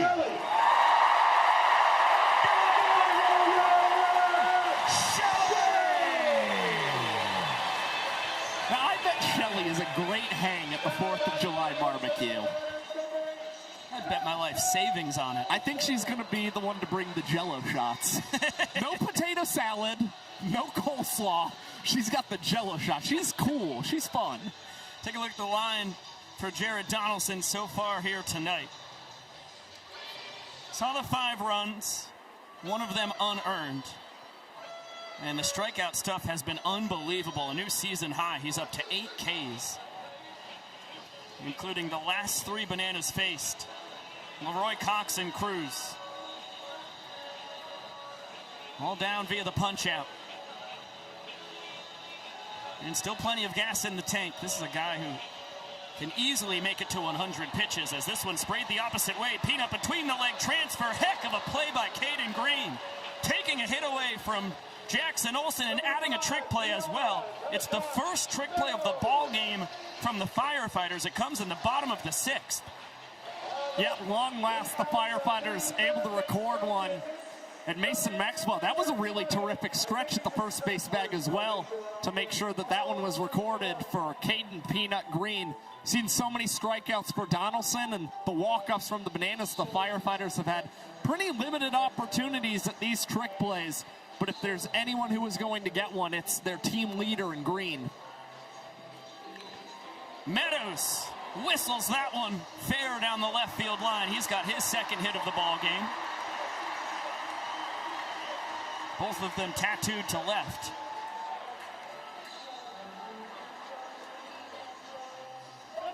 And with the pressure building in the frame, that will knock Jared Donaldson out of the game.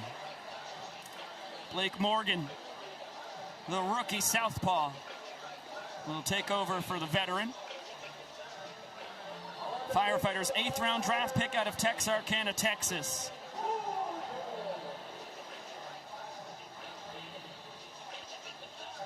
The numbers overall, certainly not what BMO was hoping, just past the halfway mark here in his rookie season. But he's been finding his groove as of late. Last 2 outings were scoreless, trying to make it 3 in a row. Fastball, high 80s, low 90s. He's got a 2-seam slider, curveball, and changeup as well. And a 1-1 count on Max Young-Goldberg as the Bananas coaching third base. Wonder what that sign means for DR. I think it's just ring around the rosy. Oh, okay. I don't know if it means anything. It's not steal or hit and run. They're just doing it for fun. And it's definitely not a drag bunt. You can't do that in banana ball. That would get MJG ejected. That would be poor coaching.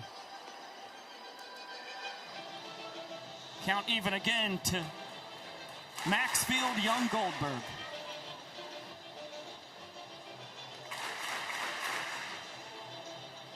Nope, that was ball 4 right there. Meadows hustling towards second. Gillum appears from behind the Bananas to give him a stop sign. MJG will stay put at first base. First man in the history of the Banana Ball Championship League to 30 ball 4 sprints on a season. What a fantastic rookie campaign it's been for the Nanners' 2nd rounder. Yeah, nobody sees more pitches per plate appearance than Max Young-Goldberg.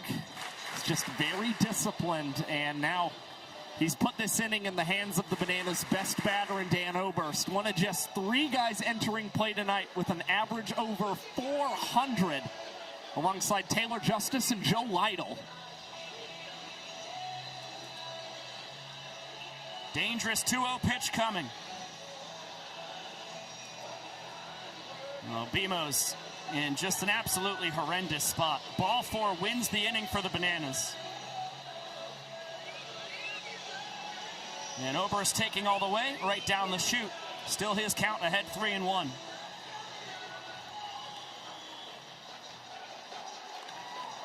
That ball ripped out to right center. That'll do the job. Meadows could cartwheel home. He will choose to jog instead. And through 6 innings, the Bananas a 3-0 lead. Dan Oberst, his 7th walk-off of the year. And Dan Oberst, now with that base knock, has had 7 consecutive multi-hit games for the Savannah Bananas.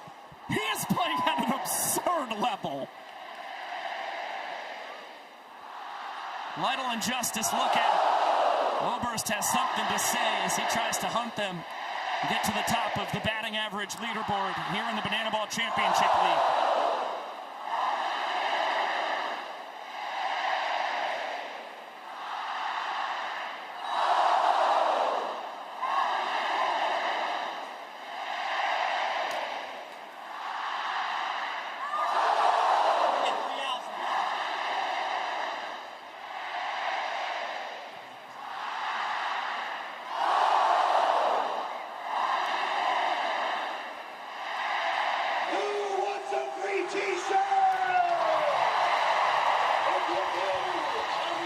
Well, that was fun. Over 70,000 fans getting the Iowa chant going. As we'll check in again with Zach Staten down on the field. Biko, Josh, one of the things we've done this weekend, obviously, is wave the Stead Family Hospital across the street. Marshall Schill, when he was born with something called tracheoesophageal fistula. It's a rare condition where your stomach is connected to your trachea. And for years, he didn't know a lot of people who had that as well until he met Cole Johnston here from Dunlap, Illinois. He since found out that his older brother Luke has spent a lot of his life as well in the Stead Family Children's Hospital. Marshall has promised to help them out in so many ways. Marshall, what has it been like to give this family an opportunity to get that wave from this side of the hospital? It means everything. I've been a young kid that's been in and out of the hospital in young in my careers, and I understand how that feels. And to have them down here knowing that someone's got their back, that someone cares about them, it means the world. So I wanted to have someone that, like myself, do that for them because I always wanted someone like that myself. It's an unbelievable story. Luke, Cole, Ella, y'all having fun? Yeah. Yeah? Cole, you having fun? Yeah. Bet you are. Luke, you having a good time? Yeah. That's awesome. We're going to have so much fun with these guys the rest of the game. Biko, Josh, back upstairs to you. Thank you so much, Zach. Marshall Schill, that is awesome. I think it just goes back to what we talk, every so often about in Banana Ball. We are looking for great athletes, of course, but what we want is better people. And you've got that. You saw that, some of the stories we were talking with Tristan Levesque an inning ago, but Marshall Schill, he is a perfect example of that for the Firefighters as well. And just an awesome report there from Zach Staten. Could not agree more. 2 balls and a strike on Eric Jones Jr. Tristan Levesque out for a second inning of work. It was a trick play missed behind him to start his evening, and then he struck out the top 3 in the Firefighters order. Green, Becerra, and Sparks in short order. Now he's got their cleanup man, Eric Jones Jr. Scary 3-1 pitch coming. And EJ, wow, that was a pretty good-looking fastball. It is ball 4, a very rare ball 4 sprint allowed by Levesque. And a heck of a start for the Firefighters to open up this 7th inning. Well, the Bananas, and specifically Kyle Lewigs, did such a good job at keeping the ball on the ground in this contest. We saw an early double play Lamar Sparks hit into in the first inning. We'll see if Tristan Levesque can do that here against Darian McDowell. That was only the 2nd ball 4 sprint allowed by Lewigs and Levesque tonight, between the 2 of them, both of them to Eric Jones Jr. Patient approach from the veteran here in his 5th World Tour as he passes the baton off to the rookie. Padres' 6th round draft pick in 2024, Darian McDowell. And all of a sudden he's ahead, 3 balls and no strikes. You got to pitch him just a little bit carefully. He's had home runs across 5 of his last 6 series for the Firefighters, and that includes one last night here that came out of Kinnick Stadium against Noah Nisnik.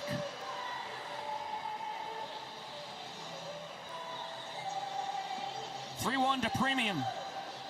Big swing and a miss. Fastball right down Broadway. Power on power.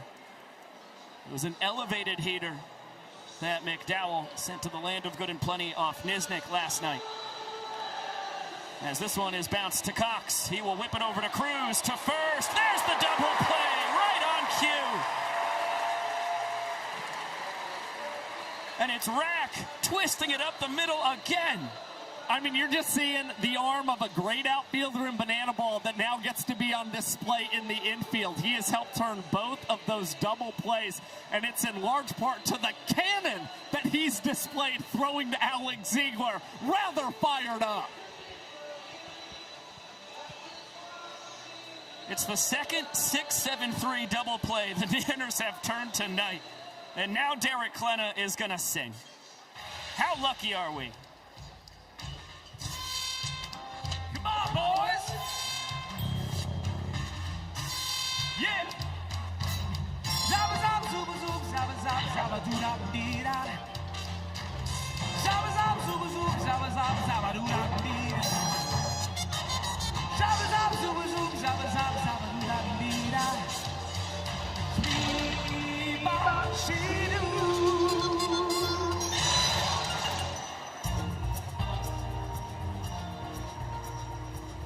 I can see there's so much to learn, so much for far beyond.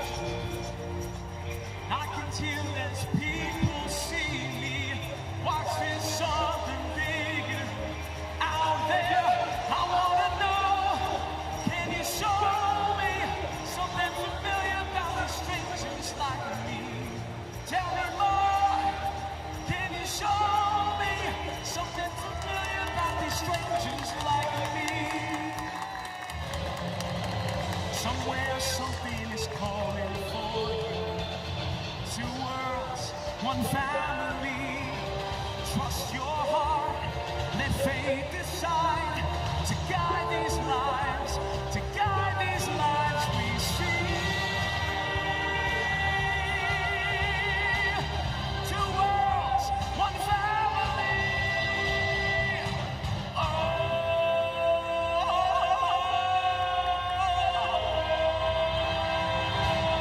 Calling in the pitch for your Savannah Bananas, Derek What an amazing addition to the sport Derek Klena has been here in 2026.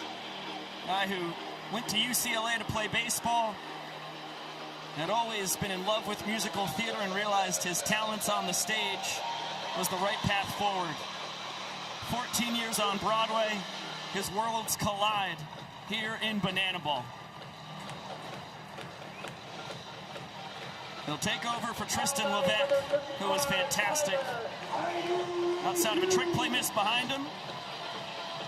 Faced 5 other batters and faced the minimum there thanks to the double play that ended his night.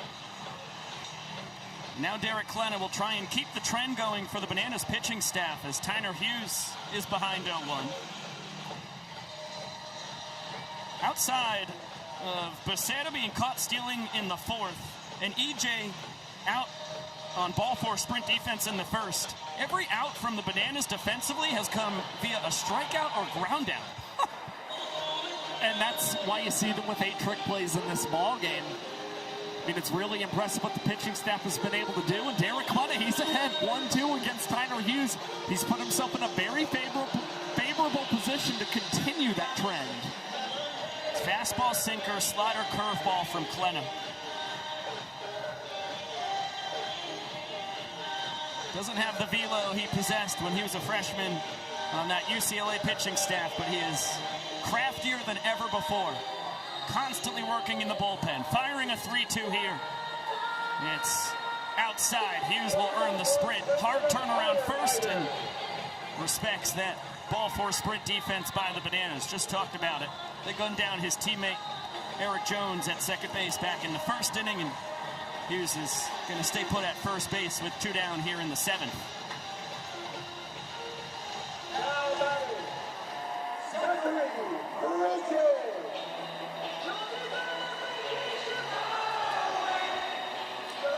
Zachary Bridges, the designated fielder, will swing it here for Dalton Cornett, who's in at the catcher position.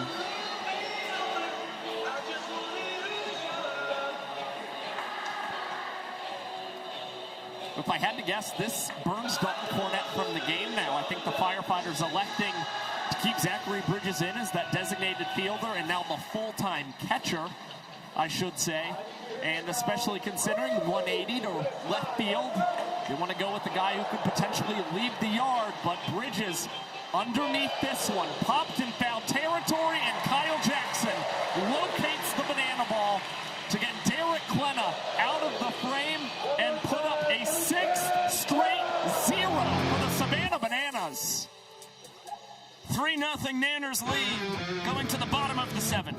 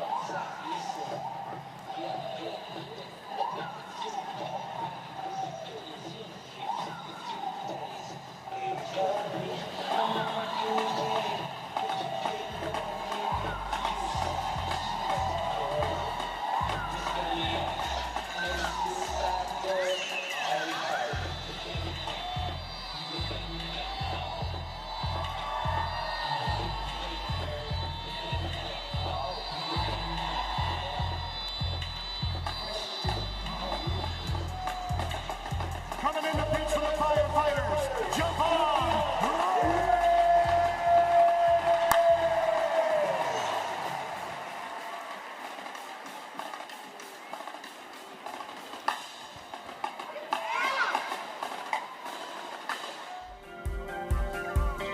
Banana Ball on Roku is presented by Applebee's. Javon Ray, out of Douglasville, Georgia, here in his second world tour. One of the locker room superstars for this Firefighters team. They were able to bring him back in the 5th round of the Banana Ball player draft last November. Coming off an excellent outing against the Clowns, as you can see, an inning and a third. Only batter that reached was on a ball for a sprint. He picked up a strikeout as well, and that 5.34 ERA across his 32 innings pitched is the lowest on this Firefighters pitching staff.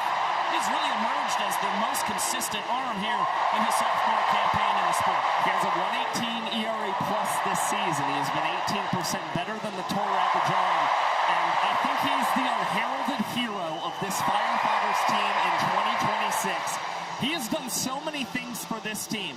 He's pitched the late innings. He's eaten middle innings when he's needed to. He has performed in showdowns. He's even been named Banana Ball's Player of the Week this season. Javon Ray has really taken it to a new level in his second Banana Ball campaign. And it's no surprise Val Perez wanted to get him back when she saw that he was available in the player draft.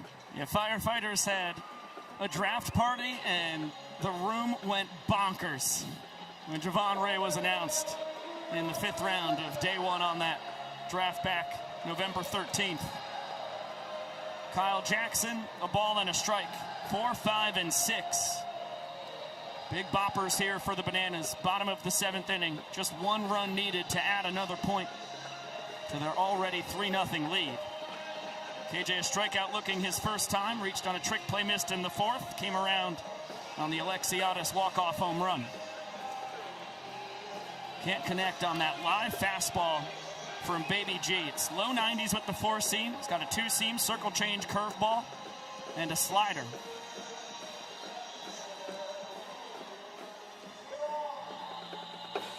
See what he challenges K-Jack with here on the payoff. Goes to that big looping curve. Gets a big time K to open up his night. Yeah, G-Baby having fun out there on the pitcher's mound and giving some credit to Zachary Bridges and his game calling behind the plate. Another one of those Firefighters' arms showing Bridges massive respect this weekend. Reese Alexiadis out to right center field. McDowell leaping outside of the end zone. Fantastic play by Premium to take extra bases away from Super Reese. Well, in this situation, no toe drag is needed for Darian McDowell. But you see that smirk on his face. A pretty tremendous play from the rookie, ranging really deep here in Kinnick Stadium.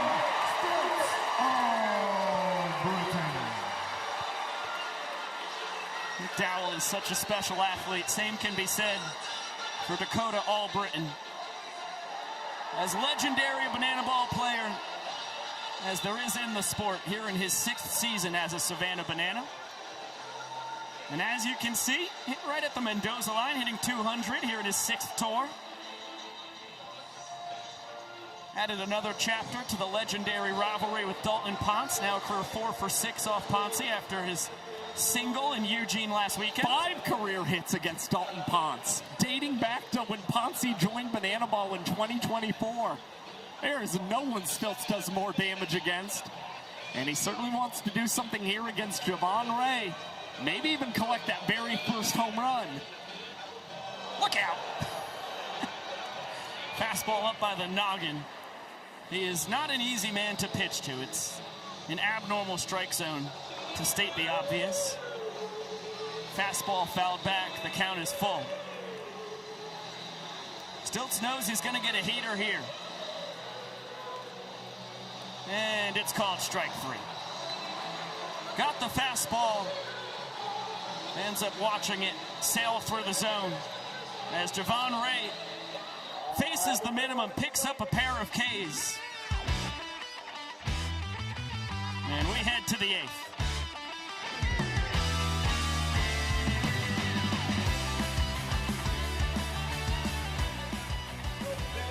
Rivals. This is Big Balls Rivals Edition. Introducing first, representing Minnesota Golden Gophers. Up next, Nebraska Cornhuskers. Third, we have Iowa State Cyclones. And last but certainly not least, representing your University of Iowa Hawkeyes. Gentlemen, you know how this works. Last one standing wins. Are you ready? On your mark, get set, go! It's an absolute chaos. They all went down. Let's do another round. One more round. We need a winner. Last one standing wins. Last one, best one. Bring what you got, boys. On your marks, get set, go! And just like that, all of them have gone down except for the University of Welcome back to Banana Ball Live on the Roku Sports Channel. We call this mid-inning promotion Big Balls.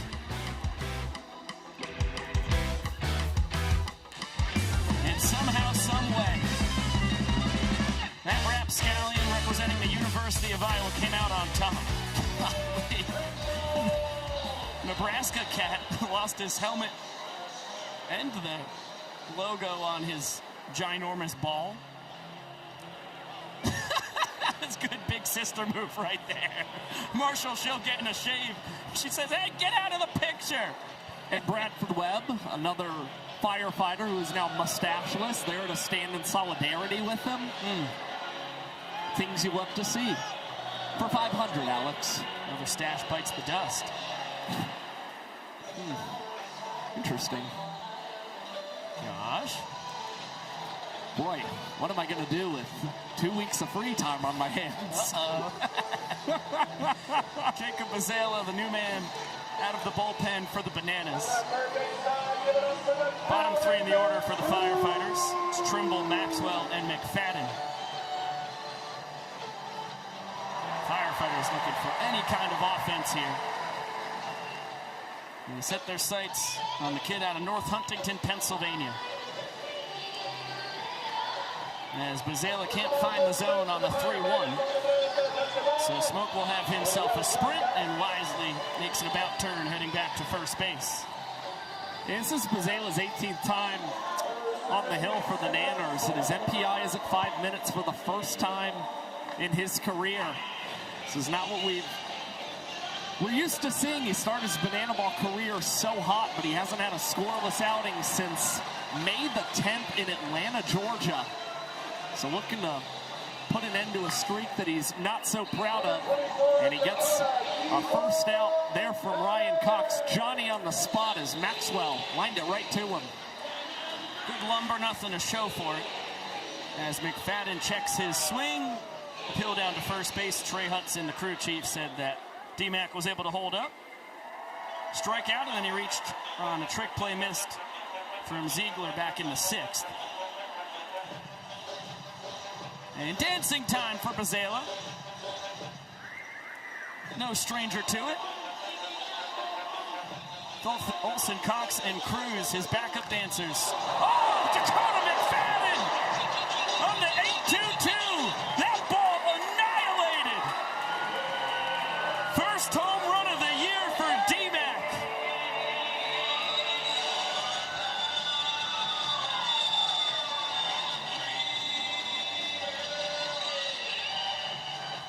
Getting the American flag from the Firefighters as he rounds third base. I'm telling you, nobody celebrates more than D-Mac after he hits a home run. Oh my gosh, you know that one, most likely a home run hit with his sister on his mind, like he talked about in Banana Ball backstage, and Zach Staten's with D-Mac down on the field.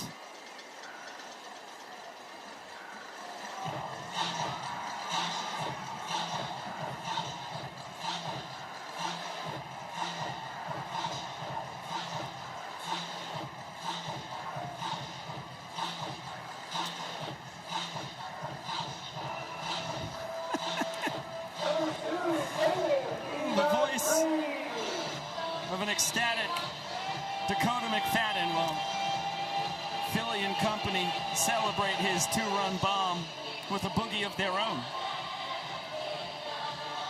It's the first of the year, but the 16th of his illustrious career. Going all the way back to the One City World Tour to Mobile, Alabama, Dakota McFadden with Sam Claycamp, one of the first 2 professional banana ball players ever selected to be a part of this sport.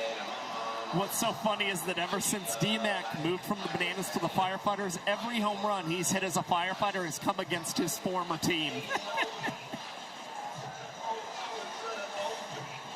Bazela, excellent bounce back. 3-pitch K of Caden Green.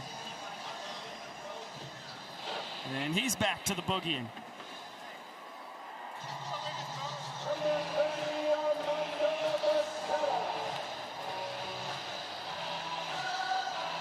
Pair of knocks on the night for Armando Becerra.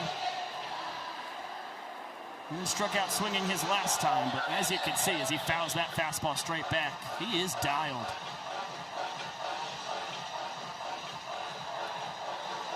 So cool to see for a kid out of Hialeah, Florida. Giving the fans an opportunity here. No, falls just shy of the stands.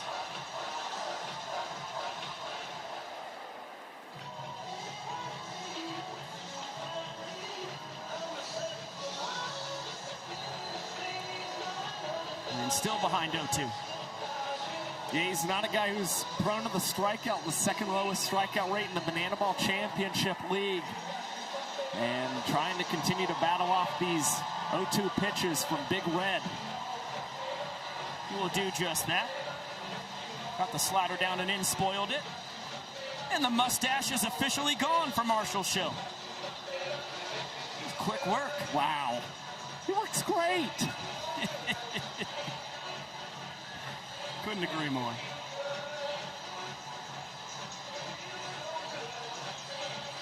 Less than 8.5 minutes on our 2-hour timer. We just have to get to the 9th inning before it runs out. But if it does run out here in the 8th, every run scored in this inning will count as a point. That looms large with the 2 runs on the board here for the Firefighters. Their first run since the top of the first.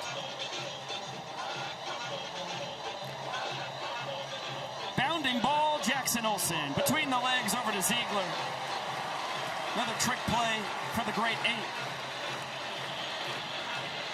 But a 2-run homer from Dakota McFadden. gives his firefighter squad some life. An opportunity to earn their first point of the ball game. All they need to do is limit the Bananas to 1 run or less in this upcoming bottom of the 8th inning as the University of Iowa fight song plays here in Kinnick Stadium.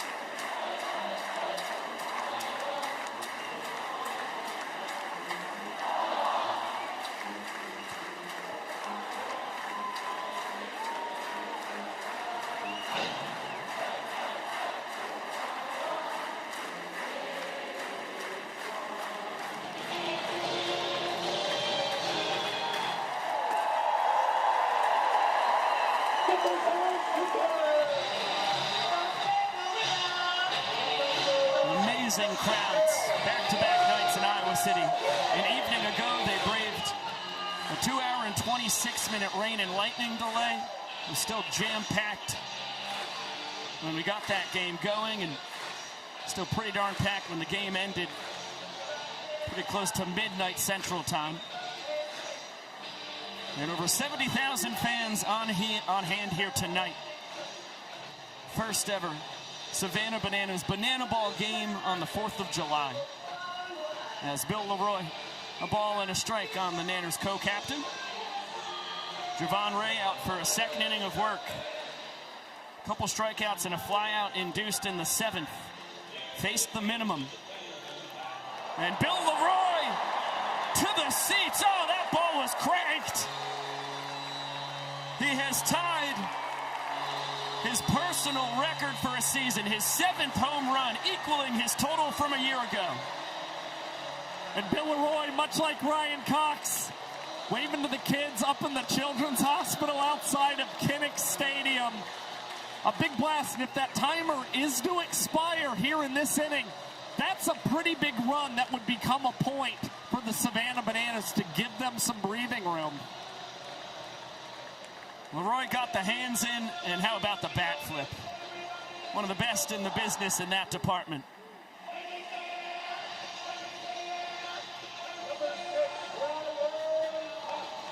Well, I guess you are at the point as well where if the clock were to expire, the Bananas already leading, the game would just be over. It would be a Bananas victory. Well, that's a fact, yeah. Javon Ray and the Firefighters got a step on it here. Less than 5 minutes.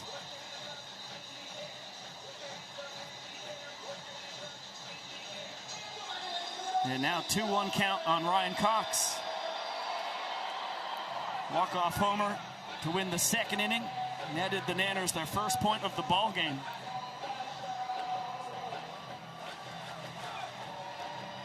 He slaps this the other way. That one gets the top of the netting. Cox has become a wizard with the wand here in the football stadiums. Loves peppering the ball the opposite way. 3 homers in his last 4 games and flirted with a 4th right there. It's exactly what he told us. I'm at my best when that's where I'm spraying the banana ball. Ryan Cox about as dialed as we have ever seen him across his entire banana ball career, dating back to 2022. And the Nanners now in a position to walk off the inning if they can get a big swing from Cruz. Well, that was a big swing right there, but he fouled the ball off. He doesn't really do much but take big swings. Less than 3.5 minutes on the timer now. As Rack squibs this the other way. A little excuse me single. JT Sokolov, the Bananas designated runner, in place of Cox up to second base. And the inning-winning run is now aboard for the Bananas. Still no outs. Rack joins the hit party.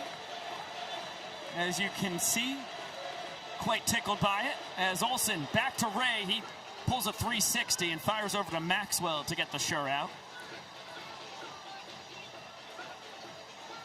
thinking about going over to EJ at third. Wasn't sure if he was going to be able to beat Sokolov to the bag.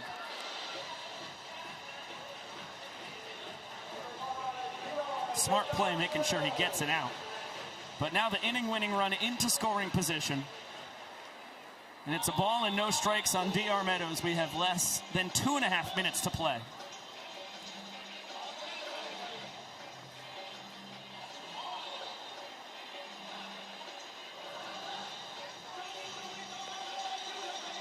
Fastball, that was a good-looking pitch. Vincent Chapman says it was inside. DR says it nearly got my belt buckle. And that's 4 straight bad ones. So the Bananas facing a 2-run deficit in the 8th. Pretty quick 3-run rally, sparked by the Leroy home run. And the exclamation point, the 2-run ball 4 sprint by DR Meadows. Nanners lead 4-0. 1 inning to play, but going into our final inning, every run scored counts as a point. So the Firefighters not anywhere close to out of this.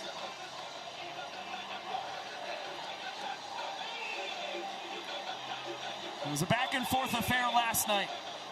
Firefighters won it 5-3 after 3 rounds of showdowns. Nanners trying to even this series.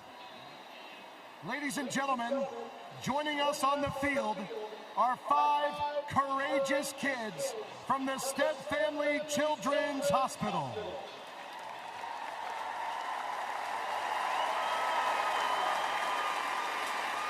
First, escorted by Austin Drury, 12-year-old Penelope.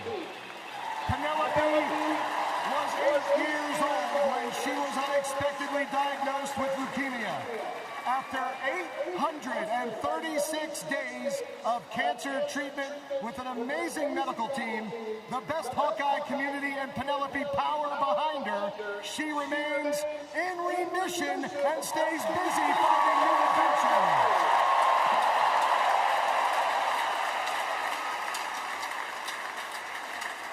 Escorted by Tristan Levesque, 11-year-old Eli. You may remember him as the 2022 season opener kid captain, or simply as a kid who never stops believing. Please welcome 11-year-old Eli Delser from Decatur, Illinois. Eli has been courageously battling stage 4 neuroblastoma high-risk cancer since he was just 4 years old. When he's not inspiring everyone around him, he loves hunting, fishing, and being on the ball field.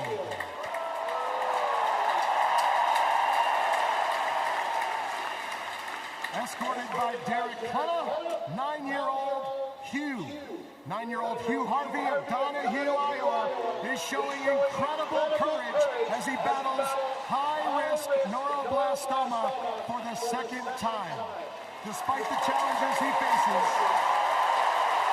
he continues to inspire those around him with his love for sports, riding motorized vehicles, adventures with family and friends, and his dream of one day becoming a professional baseball player. His determination, resilience, and positive spirit remind us all what it means to never give up. Hugh is especially excited to see the Savannah Bananas, so let's help cheer him on with a big "Let's Go Bananas!"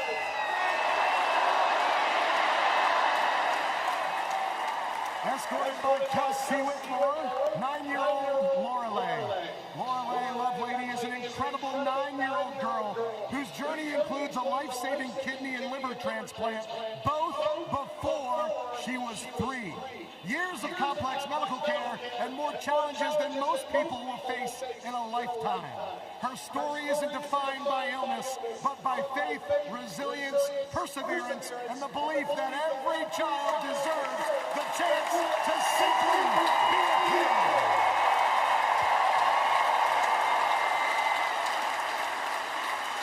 Escorted by Grant Buster, we have 5-year-old Axel.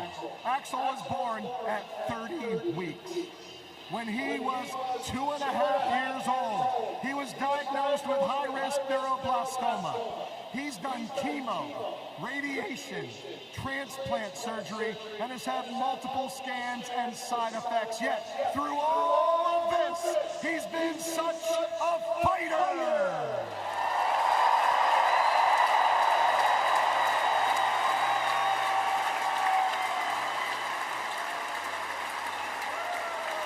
Now, we are so honored to have these 5 courageous kids lead us in a banana ball tradition of singing Yellow. Yellow for us has always been a song of hope and bringing people together. So tonight, with 70,000 people, can we sing as loud as we can a little Yellow for these kids and everyone? Let's get it going right now. Here we go.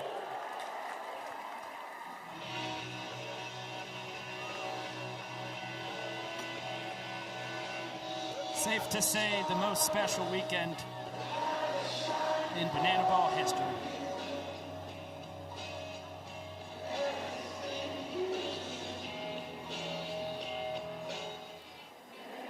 We tip our caps to the Warriors, those wonderful, inspirational children.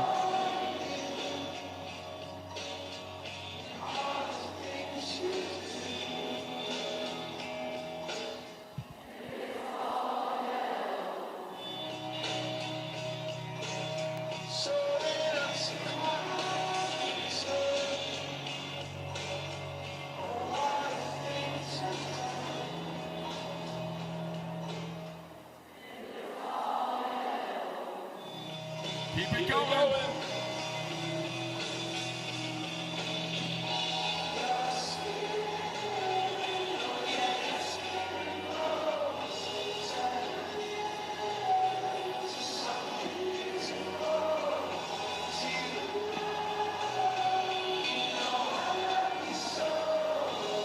We love you so much, Banana Nation.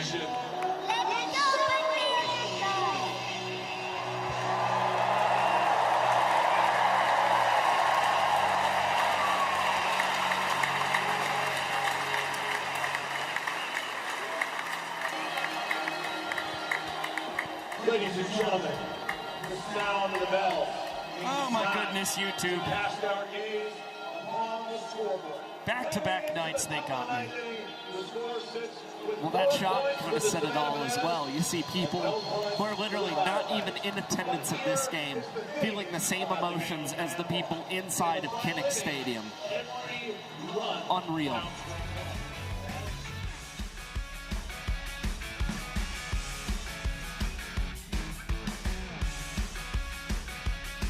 Another incredibly emotional night in Kinnick Stadium in Iowa City. We head to our final inning, where every run scored counts as a point.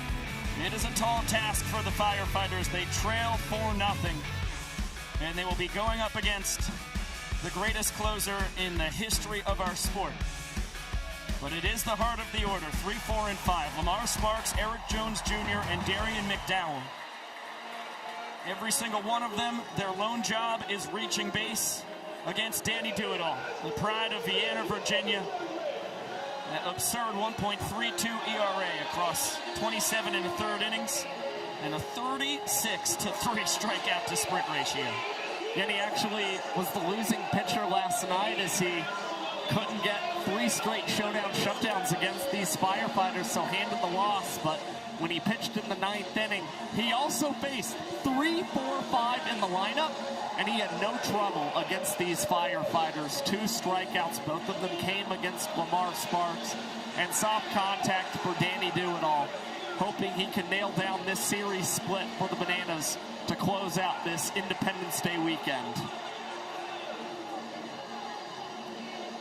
Lamar a single back in the 4th inning.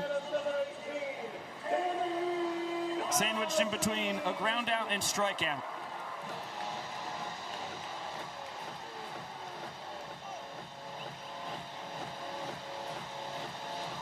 Over 70,000 fans still on hand here in Kinnick Stadium as the first pitch is bounced to KJ. Behind the back transfer. Scoop by Ziegler. Trick play for KJ. Heck of a pick by Ziggy on the other end. Even in the 9th inning, again, the Savannah Bananas and a lot of these banana ball teams, they're fearless. trick plays. KJ wanting to see his boys get to double digits here tonight. And Alex Ziegler playing all 9 as that designated fielder. Unbelievable pick there at the first base bag. Here's the rematch. Hosley versus EJ. 3 weeks ago, in front of 85,000 fans in Memorial Stadium, it was a game-winning walk-off solo home run from Eric Jones Jr. Last night, it was a soft tapper that Hosley turned into a trick play of his own.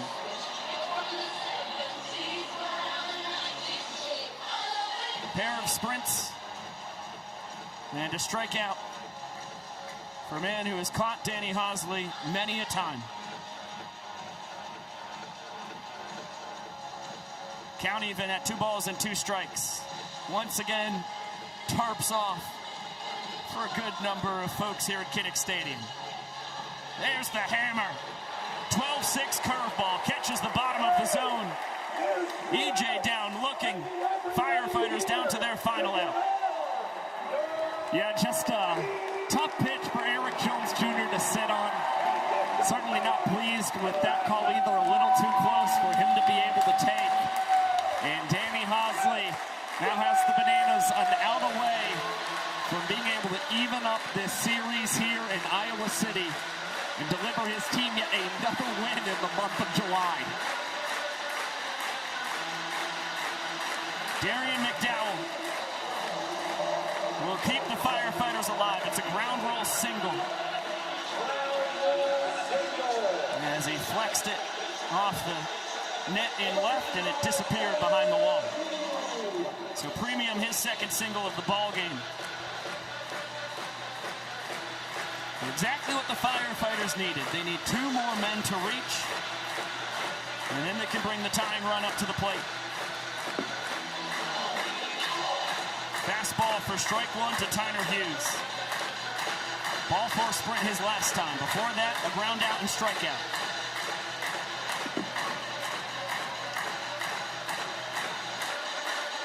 Fireworks erupting in the distance here on this 4th of July from Iowa City, as the Firefighters are now down to their final strike.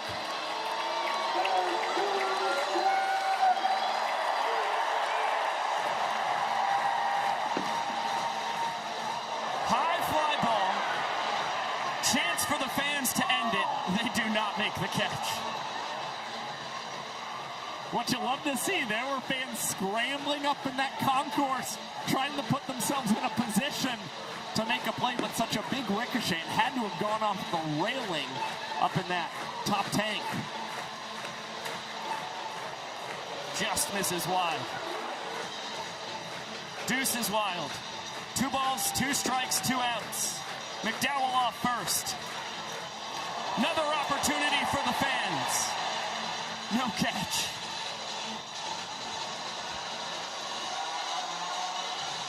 Hughes, a tough customer. Just trying to pass the baton.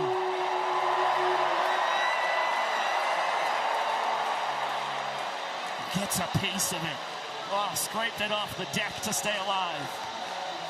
The 11th time Hughes has batted in the 9th inning of play this season. 1 for 8. Has reached on 2 other occasions. And just trying to keep the line moving for the Firefighters. Another 2-2. Swing and a miss. Leroy with the throw to Ziegler, who grabs the trick play to put a ball on a 4-0 scuffing of the Firefighters. The Savannah Bananas earn the series split in Iowa City. They put a close to a brief 2-game losing streak and go into this 2-week break with a W.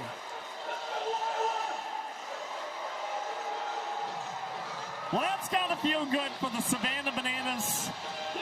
Their 32nd career win against this Firefighters team. It's been a pretty lopsided rivalry throughout these 2 teams' existence. And the Savannah Bananas able to come through once again here in the month of July.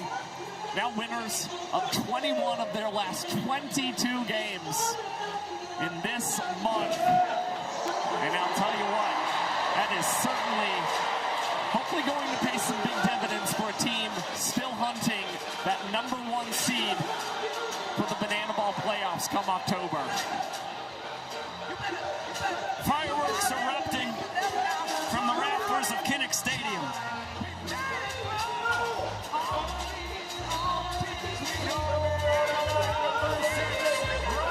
Derek Cletta singing to the full capacity crowd.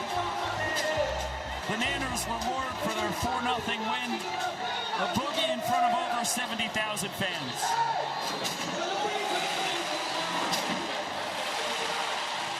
The first ever 4th of July in Banana Ball history. All 6 teams in action here tonight. From Jacksonville, Florida to Midland, Texas to here in Iowa City, Iowa.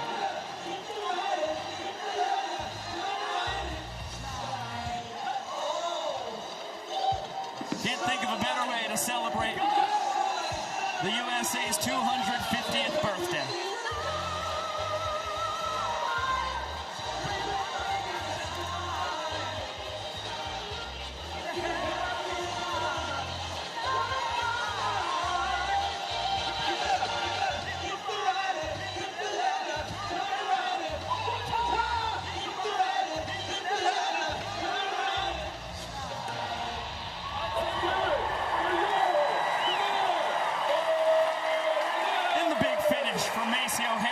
And company.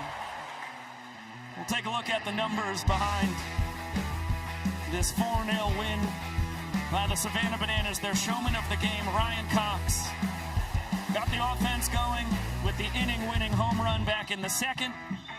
Added another single and a couple trick plays. Well, how cool is it that the guy who was telling us before the game that he wanted to make sure his team got a win before this 2-week break was showman of the game. A great night for Ryan Cox, always performing well when he's in the state of Iowa.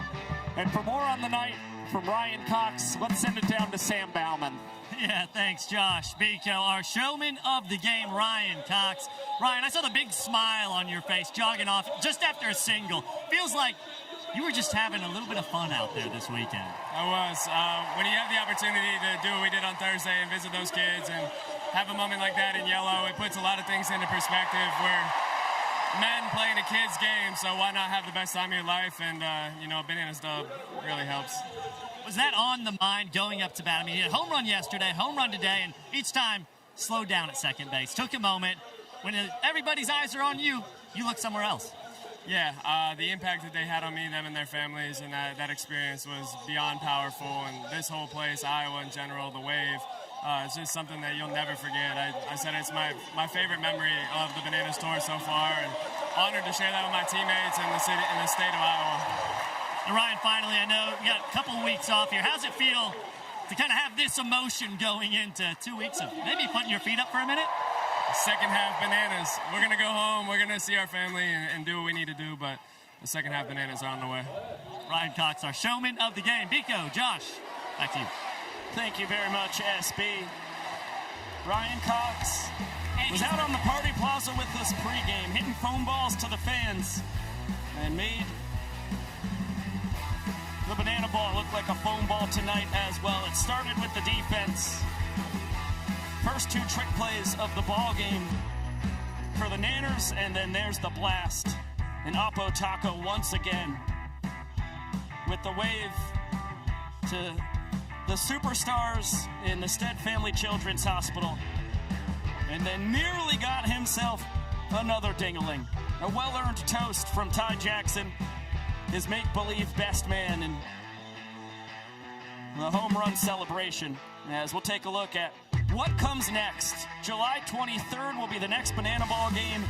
It will be on the Indianapolis Clowns YouTube channel as well as the ESPN app and Disney Plus as they host the Party Animals in Duncan Park in Hartford, Connecticut. So cool to bring Banana Ball back to Hartford after the Nanners and Party Animals battled there back in 2023. And then the following night, the Tailgaters and Coconuts from Portland, Maine.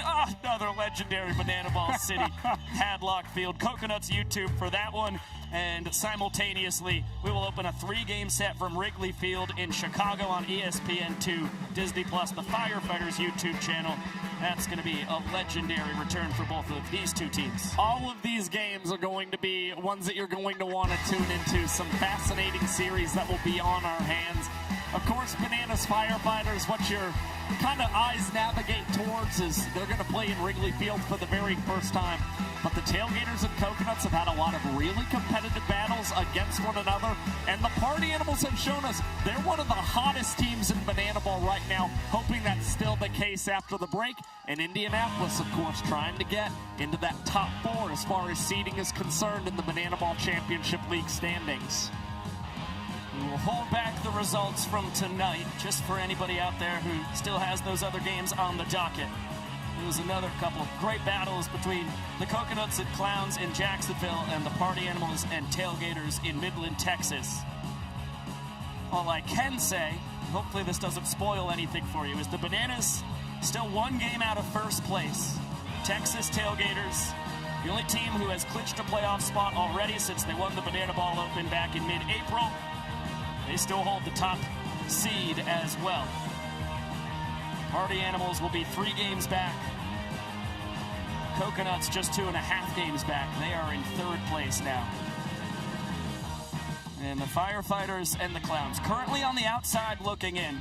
Still plenty of time to get back into the playoff picture. A cool moment here at the conclusion of this 2-game set in Kinnick Stadium.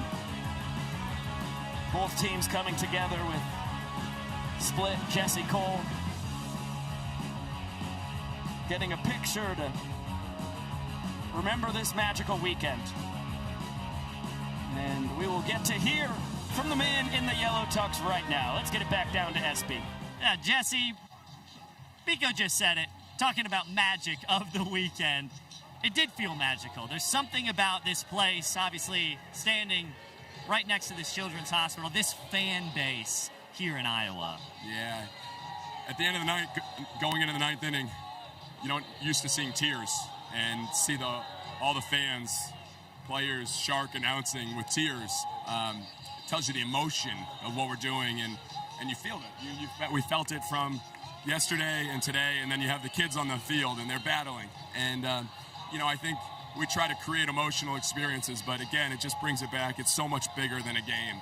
And to see those kids, and we were with them in the dugout afterwards, and the joy that they were having being here, it means so much. But for us, they're giving it to us, and we know that we're playing for purpose.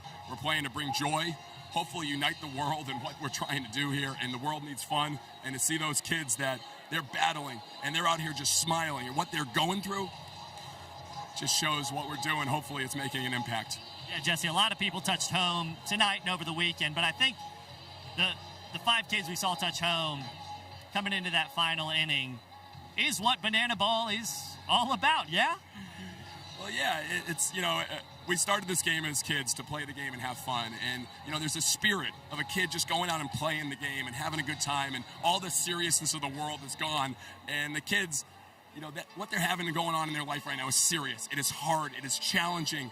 And they're here back in that spirit of having fun. If that doesn't inspire you, those kids inspired us. They've inspired us since we've been in Iowa. And I'll tell you, going into a break right now, that gives us even more purpose into what we do and why we do it. And I'm so proud to be here. I think things happen for a reason.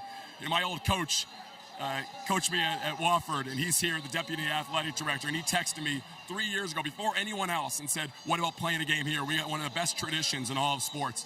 And I listened, and I never thought too much about it, but I felt that tonight, and so did every one of our players, and so did all the 70,000 fans from 49 states. You got to feel something truly powerful. And, I think today, now more than ever, we want to feel things. We want to feel alive. And we felt alive tonight, and what a night to feel alive. 250th anniversary of this country and what this country stands for and what it's about.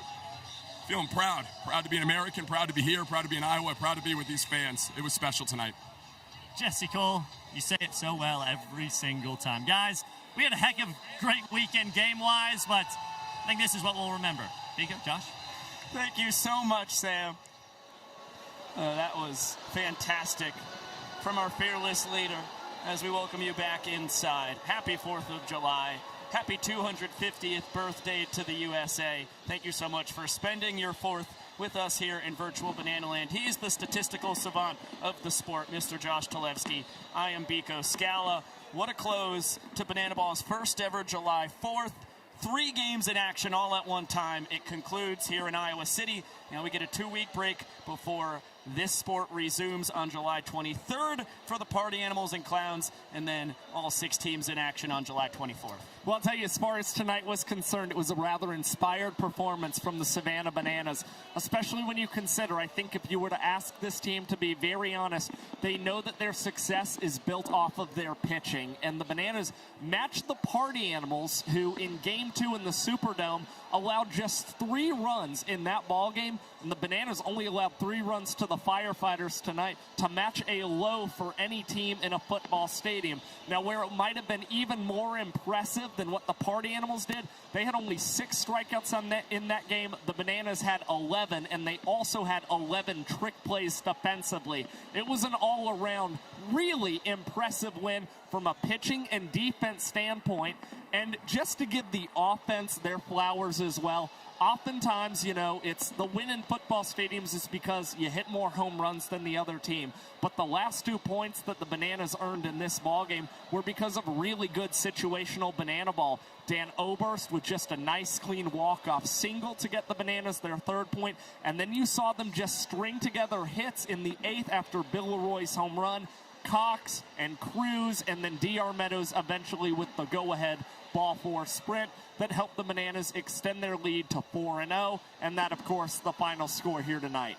Well, you hit it right on the head. The backbone, the power of this team is their pitching staff, and they were dominant tonight. Started with Kyle Lewis, 5 innings of 1-run ball, exactly what this team needed, and then Tristan Levesque, an inning and 2, 3rd scoreless. Derek Klena comes in, allows the sprint, bounces back from it. He plays his part, and the offense had the pitching staff's back. Kyle, the only run he allowed, they were able to deny it back in the 1st inning. Jacob Azalea comes in, gives up the 2-run homer. The Nanners respond with 3 runs in the bottom of the inning. So that's what keeps the Firefighters off the board when it comes to points. It was a really impressive team victory by the Savannah Bananas, and a really impressive team performance by our entire crew here in the world of BTV. An immense thank you to our folks in the control room, an hour in the future on the other side of the Mississippi, back in Savannah, Georgia. A big shout out to all of our dear folks. This broadcast directed by Mr. Keegan Woods, everybody in the control room. Superb job by you, and for our phenomenal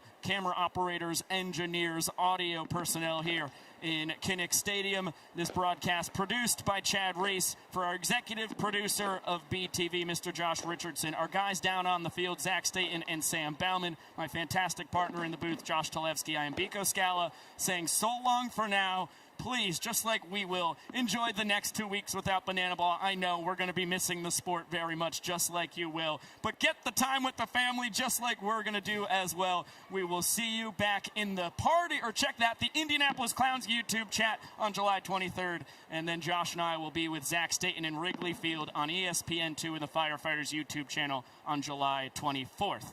Until then, my dear friends, we will see you later!